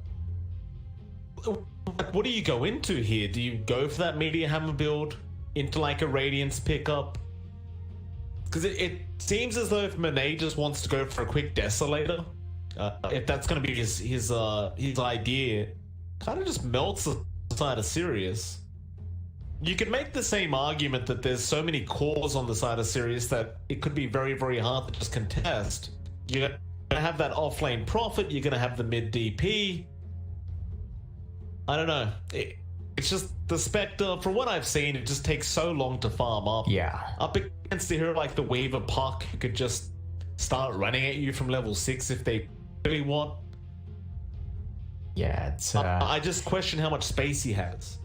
It's a major timing issue, and I think the game 1 where we saw RNG run that Spectre Zeus, that was the best situation for it. You know, it had that global combo, it had ways of contributing early, and even that didn't quite work out for RNG. So we'll see whether or not Sirius does kind of make this work for themselves. You've still got, say, Haunt with Teleport from NP. So there's still some potential of kind of forcing early fights whenever Haunt's up. It's just such a hard sell, and we'll just see. I think Sirius has a lot to deal with. They're going to have to stall the game out long. RNG's draft is just way too fast, though. Like, again, fly win Doom. Once you have the Doom up, you run down people. We've seen the Doom last a lot longer as well. And if you itemize this Doom right, say you go for the greedier build with a Midas, it's going to scale into that late game as well, even against the Spectre. We've seen some Dooms go that, but And it does tend to pay off if you are planning or if you are expecting the game to be a bit slower than you want it to be. Yeah, I mean, you can put down that round. I don't know, we saw the Midas doing the other day, and that time around it didn't really work out. But I do agree that it could be an opportunity here for Flyman to actually bring it out again if he so wishes. I think there are probably better items than the Midas, but you never know. Flyman might want to do it. Yeah, funny enough, it was Flyman who did it yesterday, I think, in their own match. So it might be something he considers. Doesn't look like he's queuing it up. Looks like he is going for the safer play with the drums. So looking for that early presence once you hit those timers. And with his early trialing, there's a lot of control and damage that they can let out if Calm is not careful. Kama has to be a little bit careful right now. He's looking for a high 5, but he's going to get a chili. That is not a trade for Kama. He will have no one to throw the chili to, and he'll be caught holding the pepper. It's a bad start, John. The Sirius. Not good news at all. No, not a good time, and you see the same thing going on bot though. Sirius, Chanming just trying to show off, using his taunt, and drives their chilies just straight to the bounties. It's fair enough. Oh, no, Monet misses. Block there from XCJ. It's going to be a 2-for-2 trade on the bounties. Fairly standard stuff. Did I mention, by the way, John, that for the first time in my lifetime of using one of these portals with the battle pass, I actually found 5 battle pass levels. Wow. You actually did it. The mythical 5,000 points. Whoa. I did it. Yeah, it was amazing. It's pretty nice. All I get are those big heads, and I really hate that head. It's actually... It bugs the hell out of me when that head pops out. It's just not nice. It's insulting you, you know? It's like it's making fun of you for being the chump who paid for these points. You just get that head. Well, imagine you get those 5 battle pass points, you end up getting some soccer balls, John. What happened to me? It's rather unfortunate. Monet bot lane. That is a lot of damage out with that tag team. They are able to find the first blood. Dolan, start for him on Prophet. And for our Weaver, I believe his Sakuchi was on cooldown, so it was a very easy gank for Tianmin to go for. Yeah, and this is that combo we were talking about from draft. Tag team with the NP, with the Treants. It's so much damage early. Monet's gonna have to watch his spacing a bit. Sakuchi level 1 is a pretty long cooldown, all things considered. So you're gonna have to be careful there. They do get some D wards off. The super is starting to protect Monet just a bit, and that should prevent any further aggression from Sirius, at least for the time being. I can tell you this is a very ugly lane for Super. Like, you can't get close to the Prophet to actually harass him out, and even with the Tusk, assuming you get close enough, he's just going to turn tag team on and turn around and start hitting you for way more. Monet, the best he's going to be able to do is just continue to secure some CS. Of course, we'll have a look at the other lanes for a second. ED, he's going to be up against Old Chicken. Old Chicken already forcing out a very early salve usage from this puck. It's just off the back of Spirit Siphon. You don't really have the most amazing ways of getting out of that Spirit Siphon range apart from that orb. But assuming you use it to actually get some range creeps, you're probably going to take a lot of damage out of that Siphon. Yeah, it's a back and forth lane. I think it's starting to show a bit in the CS as well. 8-1, 73. The puck can hold its own, but the region game, as you mentioned, is favoring Old Chicken. So DD's got to watch that spacing a bit, and there it goes again. He's going to have to make a decision and bails out. He had the orb this time, but even with the orb, he wasn't out of range for the Siphon. And yeah, DD just getting zoned up perfectly here from Old Chicken. Orb's gonna miss there, not great news. The bot lane, Monet was taking a fair bit of harass out, but a nice nightmare out from Super will make it so that he couldn't follow up with the Prophet from the tag team. At least they'll get some self usage being committed here from Monet now. So it's not all bad news out from. They just want to continue applying pressure onto this Weaver. Super with the nightmare, of course, is going to be somewhat problematic here for the Tusk running in with that tag team. Up until at least Monet has more levels up to Sakuchi and can actually just Sakuchi away every 5 seconds. in which case you don't really care for the tag team anymore. No, that's when it does start to open up. The one thing that Sirius is losing out in this lane is because they're so focused on trying to twack Monet, squash that bug, they're not getting as much CS on Dolan. You know, he's not quite focusing on those creeps. They really just want that early pressure, and the first blood was nice. They've got to keep that pressure up. Dolan is out of mana though. It's gonna be tricky to follow up, although they're trying. They're gonna try. Tian Ming, he just keeps going forward. Monet just gonna hit him back. It's a few seconds. He wants the kill. He's gonna leave it be for now. They'll turn on to Dolan instead, get his courier first, and then go straight after the real hero. And Dolan should eventually just die. The great shots out from Tian Ming, but it won't be enough. Monet will be able to get the kill before he does go down. Or rather, it's Super who gets a double kill on the Bane. But it's still just great news out for the side of Team Sirius. Oh, excuse me, RNG. Yeah, I mean, you're getting that EXP on the Weaver, you're getting the AoE gold. Sirius still not finding the exchanges they want. The one thing is Dolem can TP in with teleport, but you know, you're not missing out much. So Monet is going to be very happy with that. He's going to TP in. He actually brings Super's boots. This is a reverse situation. The support's carrying the items for the support, and Super's got his brown boots up. That's a good spot for Super. Oh, we're living in a dream now, John. I've never seen this before. As support main, that is a very exciting prospect, and we are going to have a pause coming up as the bounty rooms spawn up. Maybe a bit of lag happening here for XCJ, and yeah, there's the call out for it. And you know, John, we haven't really looked at the top lane at all, mostly because it's probably the most boring lane in the game at the moment. But Kama's having a great old time. He is on par with Flyman in terms of farm. Isn't really able to do anything to slow that down. Well, Felix, he's been kind of roaming around his triangle trying to get some stats. Rather than that pressuring, can't do much. Yeah, I think this is fine though. Like, just the fact that the Doom's still hitting its tires is pretty darn good. Like, this should affect, even if it has that great laning, it's progression into anything else. And he's queuing up that leech hammer as well. Going for that early set of stats, even with that kind of a kill, it just does be enough. Just how Chikama can't get done as a lot of low HP heroes down the line. That's you don't want from this fucking profit. It'd be important for him to get to that point where he has the orchid up. You need more form and control here onto Monet. I believe they are going to be very dependent on that orc on the Prophet to actually be able to control this Weaver. If you don't have that early enough, he's just going to create all kinds of chaos.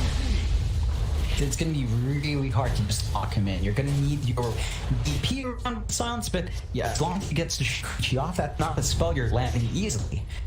Not there.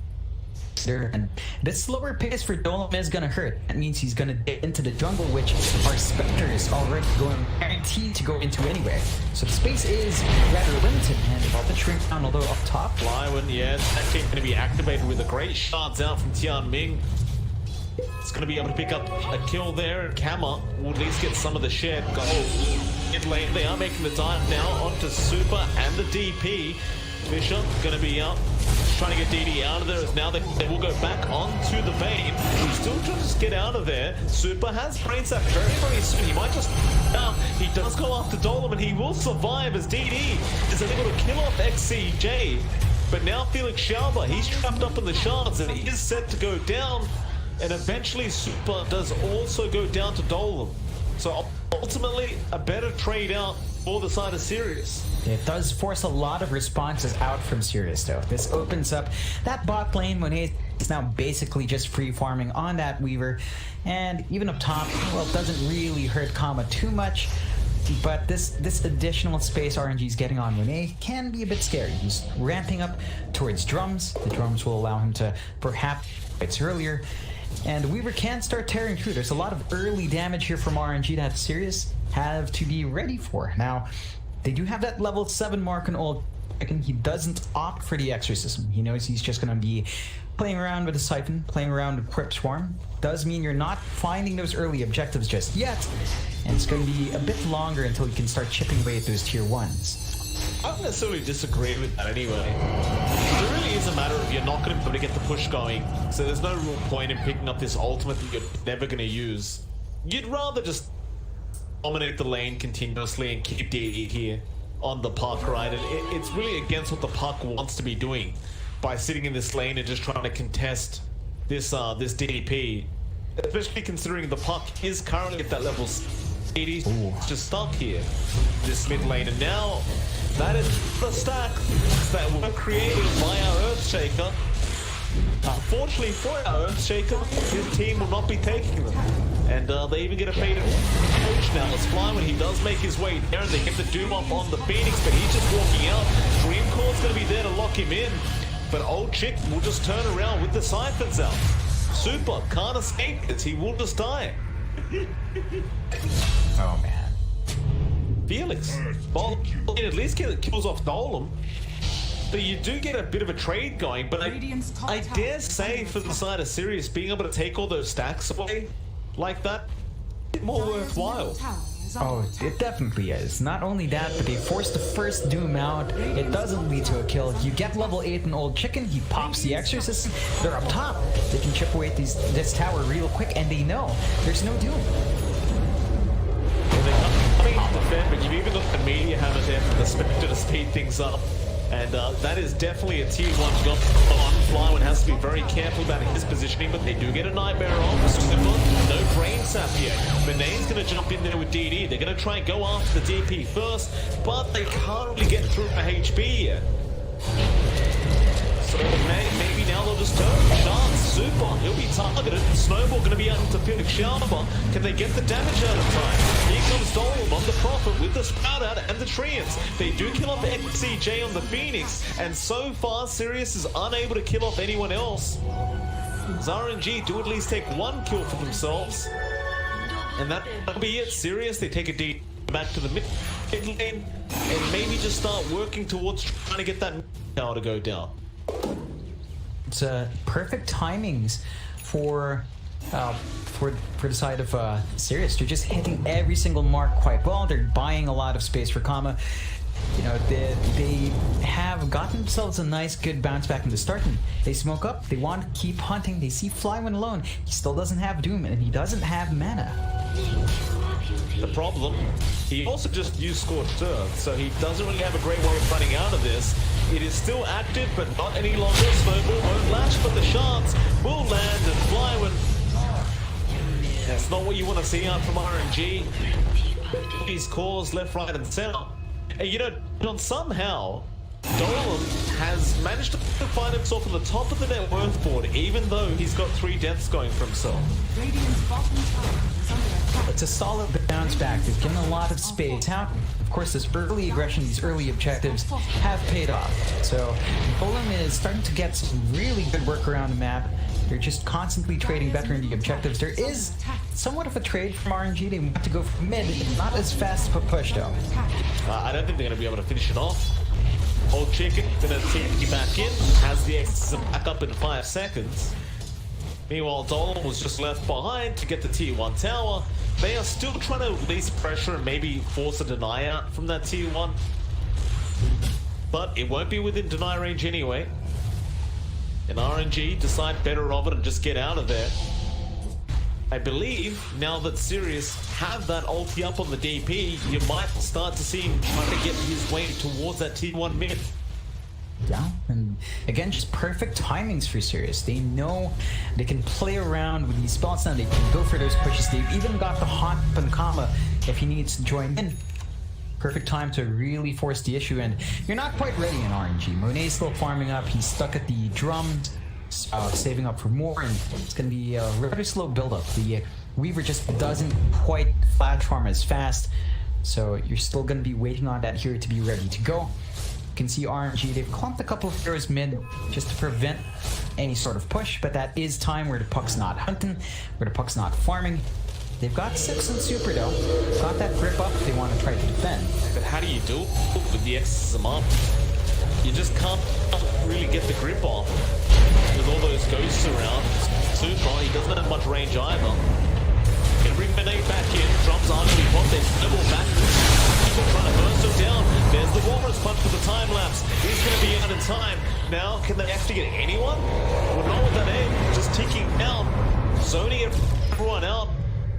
They also committed the Doom out onto the DP, but it's just done nothing. Just seeing the Spectre use media hammer on the tower will always make me laugh. Because they do actually get the deny one thanks to the name. So he does at least get the gold away from the side of Sirius. But they're still on a great little roll here. Oh, for sure. It's a good time for them. Like, they've taken control with all of these tier 1s down. They've got a lot more leeway to dip into the jungle of RNG, make it a lot less safe to play around that area. Kama's a little here though. This could be prime time to try and catch him out and Super's around. They got the Fiend's Grip. This should be a death onto Kama. Super, he couldn't get in range for it. Now he can. Super, he's gone the wrong way. Kama, he'll go back onto the Fiend, and now the TP's are there. It is too late. Super probably is just going to die. See, he does commit the Fiend's Grip. Okay, maybe Fiend's Grip there, and well, on the brightest side, at least the Spectre didn't get the kill. If you want to call that good news. Yeah, it's something. It's not quite the best piece of news. That's a big spell to toss out, and it's not like Fiend's Grip has a low cooldown at level 1. That's 2 minutes without it, so there's another thing for Sirius if they want, and they are really disciplined. They maintain that slight advantage for the course. It's still relatively even though, less than 1k lead for Sirius, 6-8, but the map is definitely in their control. They lose their top tier 1, which isn't the biggest deal. They've still got the advantage in these 2 other lanes, and they are starting to plant some rather deep wards just to maintain information as to farming patterns of RNG. So they're gonna have to be cautious here. They've had this blink on DD for a while on the puck. They need to kind of try to make plays with it. They just really have to force that issue out with all these spells they've got. Even the Doom's gonna be up soon. They need to just keep that aggression and prevent the Spectre from being comfy. Tian Ming gonna get scouted up there on the task, but he'll be fine to just walk out. That is a very nice little ward there from Super. Gotta say, it's can actually hide quite nicely behind that tree line. It's not what you see too often. Old Chicken, meanwhile, denying off that mid-tier 1 tower out from the DP. So just denying that gold away from RNG now. They are still just looking to get some more farm going on the side of RNG. Like, this draft has really just not come together yet. Look at Monet, he's just not even going to any form of damage. He just needs the BKB up. It's just too much of a suffer here. And DE mid lane. That was a really deep position for him to be in. It's not the hero you want to be losing like that. And, you know, we were talking about the puck. They need DD to make those plays. That's not the play now. And circling onto Monet, they know where he is. They know he just used time lapse as well. Monet gets busted up, the use up from Old Chicken, and with that Sakuchi, he's got no hope of getting out of this. He does actually get one more off, but Old Chicken had the damage out on the DP. And with that, they're just continuing to control the momentum of this game. At least Jabba, he does manage to get his blink dagger up now on the Shaker. So now you've got some form of counter initiation, but he's gonna have to make that blink work hard. It's been a real slow game for RNG so far. It really has, and we haven't seen the aggression from RNG past the laning phase. Like, we haven't seen Ogman get those clean Doom kills just yet. It's just been that one use, and they've kind of been dissuaded from pursuing the matter further. This is really detracting from the potency of RNG's draft. They're just not finding any way of snowballing off kills. When it comes down to a farm game, Kama's always going to win out. He's going for the Manta on the Spectre first, and that means you're going to be expecting Kama to really just play aggressive. It's not like the Ruby instruction, Super. Gets jumped. Should be an easy pickup as the Sunray is just burning Super around. They do get it. Now Kama, he wants more. The Shards won't lock him in, but the Echo being committed onto that Prophet probably won't get the Shaker out of there. He just wanted to commit and just make a run for it, but well, now you have the Echo down, and you still end up dying on the Shaker. And with that echo, it's Roshan time. Yeah, and they're actually clearing this out. This one really quick. They've got the tag team, they've got the Golem's right hook damage. Even the extra system's still up and running, so there are no answers here from RNG. All they can really do is just try to keep farming up, try to wait for those key items to come out. You're looking at the BKB for Monet and for Flywin. Looks like that's all they're going to be waiting for, just being able to stand in front and fight safely. It's going to be a while though, but perhaps once that's up, they can find some opportunities to kind of really shake up this game, as Sirius is pulling ahead, 6-12. They've got the Aegis. Monet actually switches out for the Radiance.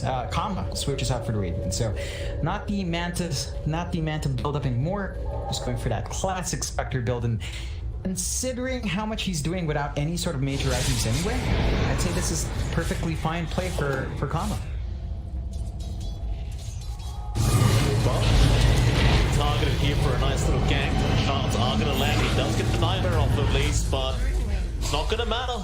It's again a very tough game for the Bane so far, but they do kill off Golem on the Prophet. DD able to set up a kill there with Felix Schauber. Of course, was around as well, and he had to commit the Doom there on the Prophet. It is a very nice pickoff, that's for sure. It's just not really slowing down anything that Sirius is doing, because it is an off-lane Prophet after all. You are getting to the point where Kama, he's going to have the Radiance up soon, and I just wonder what RNG's game plan is here. They are really slowly just whittling away with this draft. Yeah, it's really just starting to bleed a bit too much here.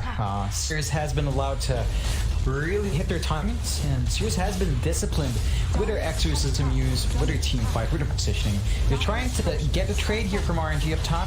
They just don't push as fast. Like the right click from Monet is just not there. They're flying out the BKB now, saving up for the Desolator next in the Weaver, but it is a slow process for that damage to fly out.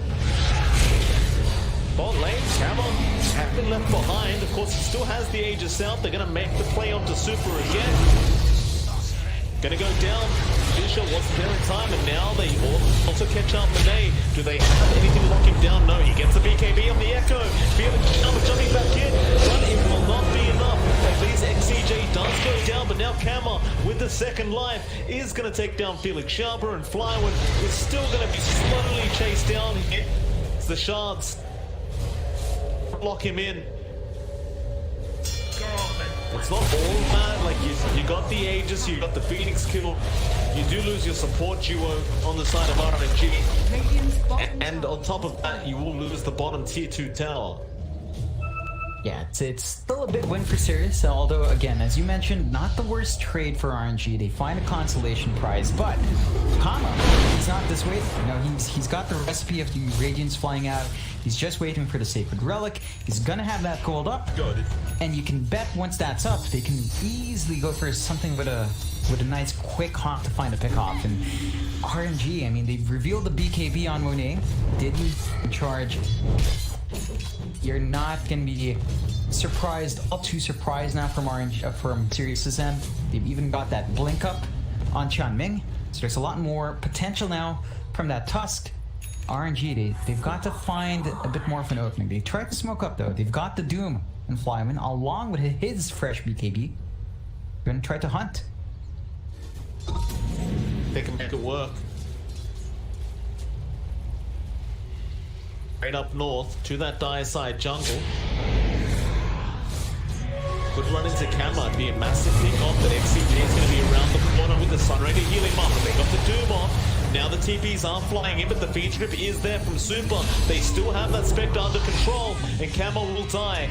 Now with that Dream Coil, they also catch up the DP. It'd be a huge here for the side of RNG if they do manage to get a whole chicken, and it looks like they might even get more than that. The Bitch are blocking in Dolem. He can't go back to the base. The Nightmare's out from Super now to lock him in, and they're just going to wait patiently as they jump back on Ming with the Warriors punches. It's not going to be enough to save Dolem, and now maybe the Tusk. In fact, no, they'll go after the Phoenix first, and now just dive the base. Flywin, you are by yourself right now, sir. Maybe he's getting a bit overly excited here on the Doom, but they get a 4-hero wipe. And it was just one by one from Sirius. They just were so dedicated to trying to save that Spectre. It just did not work out. Yeah, it's not quite it. And RNG, they find a massive opening. That's what we were looking for.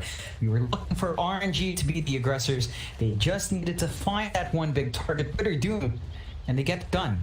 So Sirius, they've got to be careful. The bleed later lead, it does bounce just a bit back more to RNG, and Sirius, they need to wait out for a bit more. Com's not quite tanky yet. Even with that, it's going to need to put up for stance for that stealth. This spell. He gets the tip, rightfully so. Good attempt from Felix.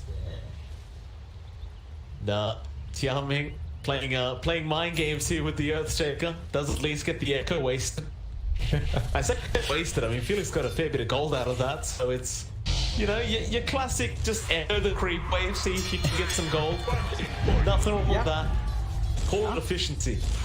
Yeah, that's what it is. Just straight up efficiency, and, well, I mean, even with that done, yeah, it's not like RNG's in any shape to fight. They don't have to do him for a bit more. They've got time to wait. Yeah, you've got some decent build-up from Renee as well, but they're waiting out on. You're rushing that MKB now on the Weaver. Once that's up, you're going to be in a really good spot to continuously pump out that damage. Of course, you do have the BKB from Old Chicken, so our DP does have some ways of lasting longer in these fights, and that does allow a lot more presence now from Sirius if they do choose to fight. And, well, they've got the exorcism. They need to make something happen. DD, not getting caught out there, but Tianming is able to blink out with the orb. He'll be just fine. Nice TP out from DD. Hagen and Sep are going to be coming up very soon on that puck. That's a real game changer for RNG side of things. Looks like they're feeling confident enough now to try and make some plays onto that bot T1, but a nice use up from Old Chicken. They're not going to be able to lock down the Weaver. Just going to be able to walk out and continue working towards that MKB that he wants. In fact, he's basically there. He just needs to buy the recipe for that MKB, and suddenly Monet will be hitting very, very hard. And this is that point we kind of talked about earlier on, where you start to get a little bit concerned about how they're going to control Monet. I mean, they've been doing so in the past, but it is gradually getting harder and harder. We do see a smoke attempt now from Sirius. They're drawing a line up towards that Weaver, but they are a long way out. I kind of question how they're going to make it there in time. And Monet, of course, is just going to Sakuchi back. He's not going to farm too deep. But Sirius, thinking one step ahead, went towards the Revian triangle, but they were ready. But do not have the cross touch on that Earthshaker. Quick drop the ball flying in, but they got the Doom on the DP. There goes XCJ. That DP falling very low, but then it kills him off with the MKB. Just picked it up. Kama at least in super on the bait. And Monet's not done. He'll go back onto Dom. Get that kill on now, DD. He still had the Dream Call available. They'll end up breaking the link there, but Monet just continued to chase down the Spectre. Final just with the internal blink from the high ground. They will take him out, and it's another 4-man wipe. The only man to survive is going to be Tianming. Yeah, it's falling apart here for Sirius. They're forcing out aggression themselves. They hold out on the Haunt a bit too long. I think if you really want to force them like this, just start with the Haunt. Just force RNG to try to respond first and get that advantage, because when they stream in like this, every single time they stream in one by one, they find one kill and they're punished. They're just not finding any sort of advantage, although you jump onto DD, Yules is going to be there just in the nick of time, and now the phase shift. Can he really get out of this? He'll blink out, but no, the Nature's Wrath going to hit him on the way out. Fine. They're not going to be targeted. TP in from the Prophet. Dolan should be able to get the Sprout off, but a nice special there from Felix Sharper. That'll be the end of that. They do at least kill off the puck. Radiant are scanned. It's just a little bit of a comeback kill there for Sirius. They are very, very far behind now as it's going on. It's a consolation prize. I think that's the best way to put it for Sirius. Like, they get something at least. They're going to start in that Roche, but they're aware here on RNG side. Yeah, they'll throw out the bug.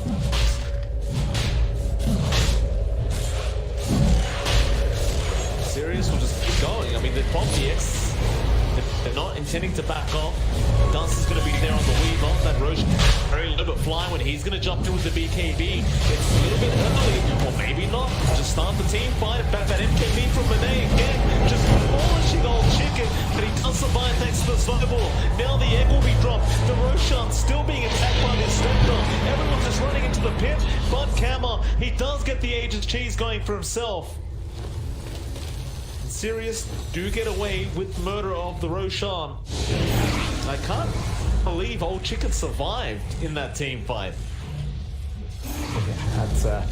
That was a close one, but Sirius in the end do manage to pull out. They've got themselves a little bit more to play with here. This should give a lot more leeway for Kama to really just kind of slowly build up, and RNG, they're not going to be happy about bleeding that away. I'm just a bit too early in. Felix not even finding the opportunity to blink Echo. So certain things not quite lining up, and with that, Sirius should be able to sit back, farm up. They still need the Manta to come out from Kama. He's not quite there yet. Once you have this, you've got more stats out for your spec. And of course, the level 20 timer is going to be really important as well for that added HP. Not quite there yet, but almost. And well, it's just it's a matter of time now for Sirius and RNG. You really want to drag it that late against the spec, and RNG still maintain that lead, and knowing that, they do smoke up. Renee gonna run straight into Tianming. Task force to stop with an outpost take. Still, they do get the Doom up now on to Kama, or rather, it is the Prophet. Tianming does go down, and so does now Monet. He's falling low, but the time lapse off, and Kama is still making the chase, but now Flywood jumps in with the Infernal Blade, and they do get the Aegis. Does not have Beach for another 10 seconds, but he may not need to, as they do get the Dream Coil there from DD. The Nightmare on XCJ. And old chicken gonna try and go for the BKB TP play and will make it out, but I cannot say the same about that Phoenix. XCJ will end up dying to Felix Shalba, and it's gonna be another 4-man wipe for Sirius' side. It's looking terrible as the team fights go on for this dire end. It's not lining up. They just don't find those openings. RNG force a wedge in and just brute force their way in. I mean, Felix, throughout these engagements, he still holds on to that Echo. That's 2 fights in a row where he just doesn't have the need to pop it. And by the time he's ready to go for it, he's gonna have his BKB up as well, so it's gonna be easier to line that up. And Sirius, man, they are still waiting for all of these items. They're still waiting for the Manta. It's nowhere near it. They're still waiting for progression on Duelim as well. It's all just really stalled out, and perhaps once you have that additional control, once you've got that additional durability coming out here from these heroes, it can be better. But that was Aegis and a life taken. Like, Sirius just don't have the answers. They need to pump up. They need to beat the getter. When there's fractured like that, RNG, they get to have a really good time in these fights. The tank now going to be up on Monet to make matters worse. He was already really becoming a problem. You can't kill the guy off. Just able to time lapse every time he wants to, and now with that Satanic up, you just ask the question, how do you kill him? Even the BKB now and Felix Sharp are going to make it that much harder to control up this Earthshaker. Things are just getting harder and harder for Sirius. Like, the Spectre is just nowhere near where it needs to be. It's had Radiance Yasha for that long with no item progression. Cat stuck at 14k net worth. He just hasn't got anything else. And sure, you're gonna get the Manta up soon, but even then, nah, it won't be enough. You've even got the Ags up on DD. It's already done. So you've got the BKB Piercing control. That's just going to be able to give RNG even more ways of dictating how these fights go. And Sirius needs to find an answer. Oh, chicken. Oh, chicken. Just look at the damage up from Monet. He's just going to chase him down, forces him to eat the cheese, and Monet will just turn around and just kills off XCJ now. This is all by himself. Now DD should have come in with the Dream Coil. Not really being committed that well, it's just on the task, but the Doom is going to hit it on the spec. He is falling low, now the Echo Felix will slam the lid shut, and the GP has been called. They have had enough of this torture that was been RNG. And RNG, it looked good from game one for Team Sirius, but the last two games, they were able to take them quite dominantly, RNG.